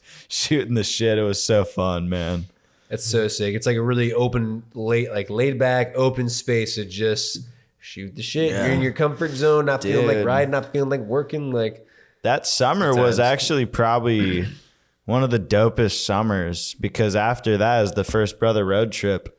Like I had came home from East, gone on the road trip, and then stayed at West after that. That was super cool. That was like a really good summer. A lot of good times, yeah. The beginning of Brother, the beginning of 10-4. So good. Yeah, man. No, that is literally the origin and why we call it 10-4 the walkies. And I remember meeting you 2019 and then we'd FaceTime for like a whole year and just play Clash Royale. Like this game, play 2v2s on our phones. Yeah, I've been falling. He plays way more than me. Okay. I've fallen out of it recently. Oh, yeah, man. But we would literally almost FaceTime every night, take a dab, play Clash Royale. And we were like, we got to fucking start some shit. Like, we have to. And that led to me moving out here. Yeah. So sick. Had to go to bed winners, too. We had to get one dub a day. One win in the game. Or we were going to bed losers. Wait, what is that? So we had we just saw it that's why we called each other every day and played. It's because if we didn't get a win, then we were going to bed a loser that day. Yeah. We would play until we caught a dub. Yeah. But we would play. We would play and be catching dubs. Like, don't get it twisted. We were fucking up these fools in 2v2s. But if we decided, we're like, all right, it's time for bed, but we can't play until we get a win. So we would have like 5-6 losses in a row, and we're like, we gotta get this dub, and then we get this dub and go to bed. Yep. Yeah. Feels good at gotta earn my sleep. Yeah, literally. As you're losing 30 minutes of it. Yeah. So true. Fuck. Shit, I guess it's getting pretty late. It is, man. What's the time? 1:15. 2 hours and 40 minutes. Damn, what a pod. This is a real pod. This is the longest podcast we've done. Yeah. This is a real pod. The craziest thing is there's so much more. Like I feel like this is one where I would like to maybe think it out more. I told you, bro. Hey, I know you did, but I was telling you, I'll prep questions for y'all too. Like we've done so much stuff. Like good stories, dude. If you prepped the questions, that would be player. But that's just put it on me. That's just like that dad mentality. Like he's like, I'll prep it and give it to you. It's like, damn. Just say that you did it all. Yeah. Aren't we the interviewee? No, that's the thing. We're the interviewers. Sorry, not the interviewee. You can't put that on us. We gotta bring it to you. No, we can though. We'll all all have questions. That's what I was for the saying next guy. though. It's like a lot of that shit. I feel like I don't even know, like what to pry about or what would be. Like I'm just so uneducated. Like Yeah, do your homework. on the riders and the parts. It's like What I really want to go hear over. about Takes next 30 time minutes. I is know. brother. 3 minutes. 30. Oh, So you got the street jam coming what? up. Just see who's coming to your house and like just I don't know, like prep some questions, watch their parts. Like you see the Yeah. tricks that were gnarly. Like no, okay, I like for guests I have prepped before, but like for you, it's like I've seen all your parts. It's like, but for scootering, it's like can't really Google like first scooterers or like The OG stuff. you know, like it's hard. It's like you kind of do have to like find someone like you and ask them about just what it was and who was around, so then you can like Google just names and then like get their videos and totally agree. because even like to go on the scooter resource or inside, like I think those are both still around where you can go and look at shit. But yeah, fuck Yeah, the, I fuck looked the at. I knew he video. was dead for a while. Oh, Yeah, my bad. but yeah, it's like, you know, you just gotta, you know, put this information out there for people so they can do their research, which is kind of what I was trying to do. And hopefully with the future ones, because we'll have them, you know, we'll get better at it. You We'll know- get more information out there. You have a good opportunity coming up too. You remember Josh Toy? He hit me up about him possibly moving to San Antonio or Austin. Oh, really? Yeah, so he'd be another just saying like another Man, like that would be so cool. he was full of That'd be wisdom. crazy. Shit, babe. Yeah. No, that'd be so cool, man. Yeah. Honestly, Josh, too. I really want to get one with you and Theo. Like at some point, I'd love That to would run go with for you and literally Theo. 6 hours. I know. We'd need a straight. Theo would come prepared though. He'd have his coolers. He'd have like a cooler and a Crap cowboy back, hat, and like I know I'd have like y'all would have the batteries at y'all's house. Yeah. We'll pull up, just keep changing them out. Fucking run it up. That'd I be would love sick. to watch that happen. I'll sit on That'd that be cloud sick. gladly. Not at Yeah, all. We'll get just chop it we'll up. get 4 chairs or something. We'll figure True. the- We figure need shit one out. more mic, but we're looking into it. Oh, feel that. Okay. But dude, no, that's a trio. I haven't been there for all y'all's experiences. I would love to just watch you guys totally Oh, go man. in on your childhood, all that shit, growing up, riding together. Yeah. When did you meet Theo or first ride with him? Real quick. Great question. So Theo Kotick, I met him in 2010, and it kind of gets lost on me. The memory that I first remember truly with Theo is I went to McKinney. And he was there with either Kyle Miller or Chris Stant. I'm blanking on which one, but I met both those guys at the same time, more or less, or at least in my brain, that's when they stuck for real. And then from there, it's like I always wanted to include all those guys, like Theo, of course, and Kyle Miller, Chris Stant, and all the other homies, Kobe Bond, all Atlanta, Yeah. everyone. The But, OGs. at that time, the OGs. I guess. TSC. Yeah, TSC. Yep. But yeah, so we we rode that skate park, and then there was the next time that happened was intentional. It was maybe 2011 or something like that. But this is good, man. I hit up Theo, and I was like, dude, let's go ride. I'll come to you. Okay. And this is our second time ever meeting each other. And I come with my buddy Alex, this guy named Alex from college. I was like maybe a year into smoking, and we hotboxed that car so much. And I remember I have this memory, bro. I was so high that we were driving down like the highway going to from Baylor to A&M, and I was like wafting the smoke in the car. I was like, the smoke is so like wafty. I was just so into the smoke and wafting it. No I could point. see you doing that so hard. Totally, because that's back when like you actually got high, like when talking about the first year or two, like. But it was yeah. so sick. Then I spent the That's weekend awesome. with Theo, and it was a good time. I think Mike Dion came too. Like Yeah. I think Mike was very quick to become a friend. Yeah. Steve. Yes, You remember that when he was telling? Tell the story. Well, this has just been told to me. I wasn't there, Okay, but he never Steved you. No, I don't know. Even the first time I met Mike, it wasn't at Dave's. It was like later on. But Josh and a lot of people have told me that when he moved from the East Coast, that he was telling everybody his name was Steve. And I know that went on for a while, and then eventually he's like, "No, my name's Mike." So Mike, Just like real randomly. No, I'm like, that's fucking. Just throwing Steve. dude, Mike's always one of those guys that cannot. He's just himself all the time. Yeah, I love him for it, man. No, I'm Steve. Like I'm like fucking with you. Didn't we see him at the street jam for like a second? Yeah, he came to house Like park. I feel like I saw him for like a second. And Mike, hopefully this pod is on Spotify, so you're listening. Love you, buddy. He might. Some of Wanna these play get some some 100 views. Well, he Dude, said he's your he's scoot like guy. he's like I'll start fucking listening when they're on Spotify. When they're getting on Spotify, he's asked me like 2 times, and I'm like, dude, I'm trying. But yeah, hopefully you listen. Yeah. He was my scoot guy at that time. Like we were both at the same level. I feel like he was probably a little better, than me, but he was pushing like, you. He was and you were pushing catching me, up, and I was like, it was so fun. It was just someone who was doing a lot of manuals, who was really consistent. Did y'all feel like you jived at all? Like your I always feel like your personalities kind of goofed in the same way. We did goof in the same way, but I feel like we were both trying to just goof at each other, so it never really like worked a lot. Yeah, but it was never bad. I just feel like we never got super close. Gotcha. Same thing with Andy. Like I think me and Andy weren't close for a while. Now he's a stallion. Now he's just down. Now it's my boy. Thank you. He probably sends me more memes than anybody. Koki love loves his memes, man. He's I'm on sure I point with sending me some memes. Shout out Andy, you sent me one today. That was incredible. Very relevant. Yeah, shout out Andy, man. I wish you. I've been trying to get him real hyped, just on scootering, on his clips. Andy's always hyped.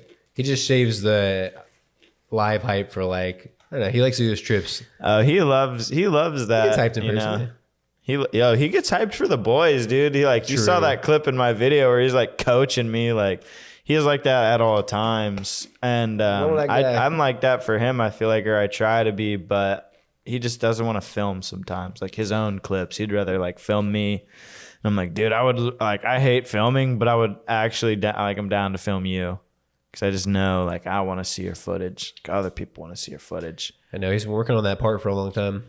I know. And I know the footage is like stacking too. I'm sure y'all filmed them like aside from me seeing the clips. So yeah, we've come got out one clips day. of Andy. I got clips of Andy on my computer. oh yeah. Yeah. Yeah, that's gonna be a day. I can't wait. I think I might edit his part.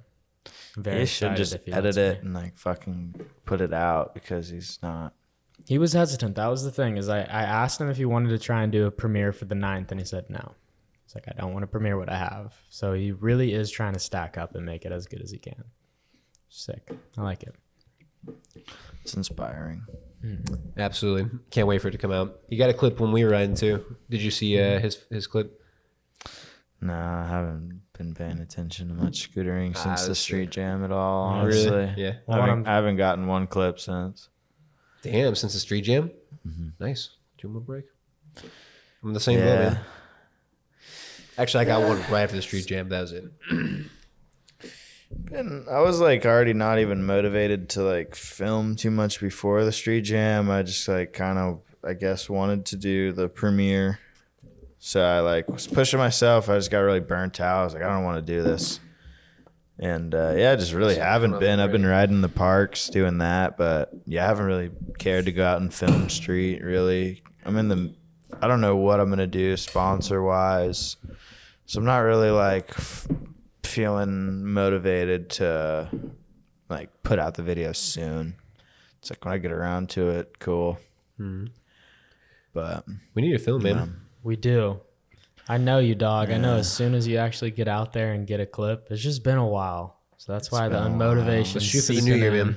Ride out it's been December. a while. I want to ride with Shrimp before he moves, but it's like even this weekend, it's like Saturday is when I would be able to go to San Antonio, and it's like I may go up there alone, but then Paxton can't go, and it's like I'd like him to film. So it's like then next weekend I could go, but hopefully like next Sunday, because this Sunday I'm busy, but hopefully it all lines up next Sunday. But it's just been hard lining up because it's like I only have 2 days off a week, and Paxton only really has 1 day off a week that lines up with my schedule. And it's like Sundays are supposed to be like me and my girl's leisure day, where it's like neither of us have work and we just hang out and just relax. So it's like it's been a real pull where it's like, yeah, do I want to like not do that for a Sunday and just like go out and like get grimy and ride? It's like, yeah, I do, but I don't, because it's like at the end of the day, it's only a little bit. That's a weak mindset. Come I on, love dog, you. got all It's weeks. weak. Hold that mindset to the new year, and then let's fucking get at it. Because I need to film. I need you to push me too. Yeah, dude, I just am. If y'all want me to be blunt, dude, I'm just so torn about wanting to be on proto or not. It's like, dude, I don't know. It's like I don't want to film because I don't know if I should film my next clips on a proto deck or if I should keep on my urban art. Or it's like, dude, I just don't know what I want to do with anything scooter related. So I haven't been doing anything, just riding a park. Just ride. Yeah, Riding that's Not parks. thinking about it too much. That's how Yeah, I'm you thinking are. about it. Fuck the company. Like, fuck doing it for anybody, in my opinion. Just get clips for yourself. But if Like, I get these clips and I'm hyped on them and I can't release them in the edit for the company they'll I'm potentially go getting. else. They'll go I would somewhere hope. else Taxes and they'll- rated. Yeah, I would dude. hope. They will go somewhere Of course they would. else. This is awesome Yes. Haley footage. You're like, you've gotten to the Yes. point where your footage is valuable to us, you know, and to everyone. No, a clip is a guess, clip. yeah, It but- doesn't matter if you're on a proto, if you're on a different deck, or if you're trying to film for a particular project. Just be stoked on the clip you get. Fuck. I always doing would it be, for anyone yeah. else. I promise you'll get used. You got my word. I'm the one filming it. I'm gonna put it in some shit. Like, just go out, Yeah, film, get the I clip. guess. Honestly, bro, just come out. We'll have a good time. We don't have to get clips every time. Let's just drink a beer. No, it's not even that I don't want to come out. Exactly. It's just It's just fun. like, dude, I know. I'm enjoying this leisure. Dude, your season's fucking fire. You got your chick. My only thought is like maybe just like switch it up every now and then. Like I don't know. Yeah. Like I'll plan in advance. I'll be like, dude, 2 weeks from now, if y'all want to ride Sunday or a Saturday, we can plan it out or something. But dude, Yeah. for now, it's like it's Christmas. I'm not even tripping. Maybe in the new year, I want to start riding for me in the new year. I haven't ridden in 2.5 months. I'm on the exact same page as you. But I also know that I want to finish my part by the street jam coming up. So I'm like, I gotta get on it. Dude, that's the thing is it's like, bro, I don't want to fucking,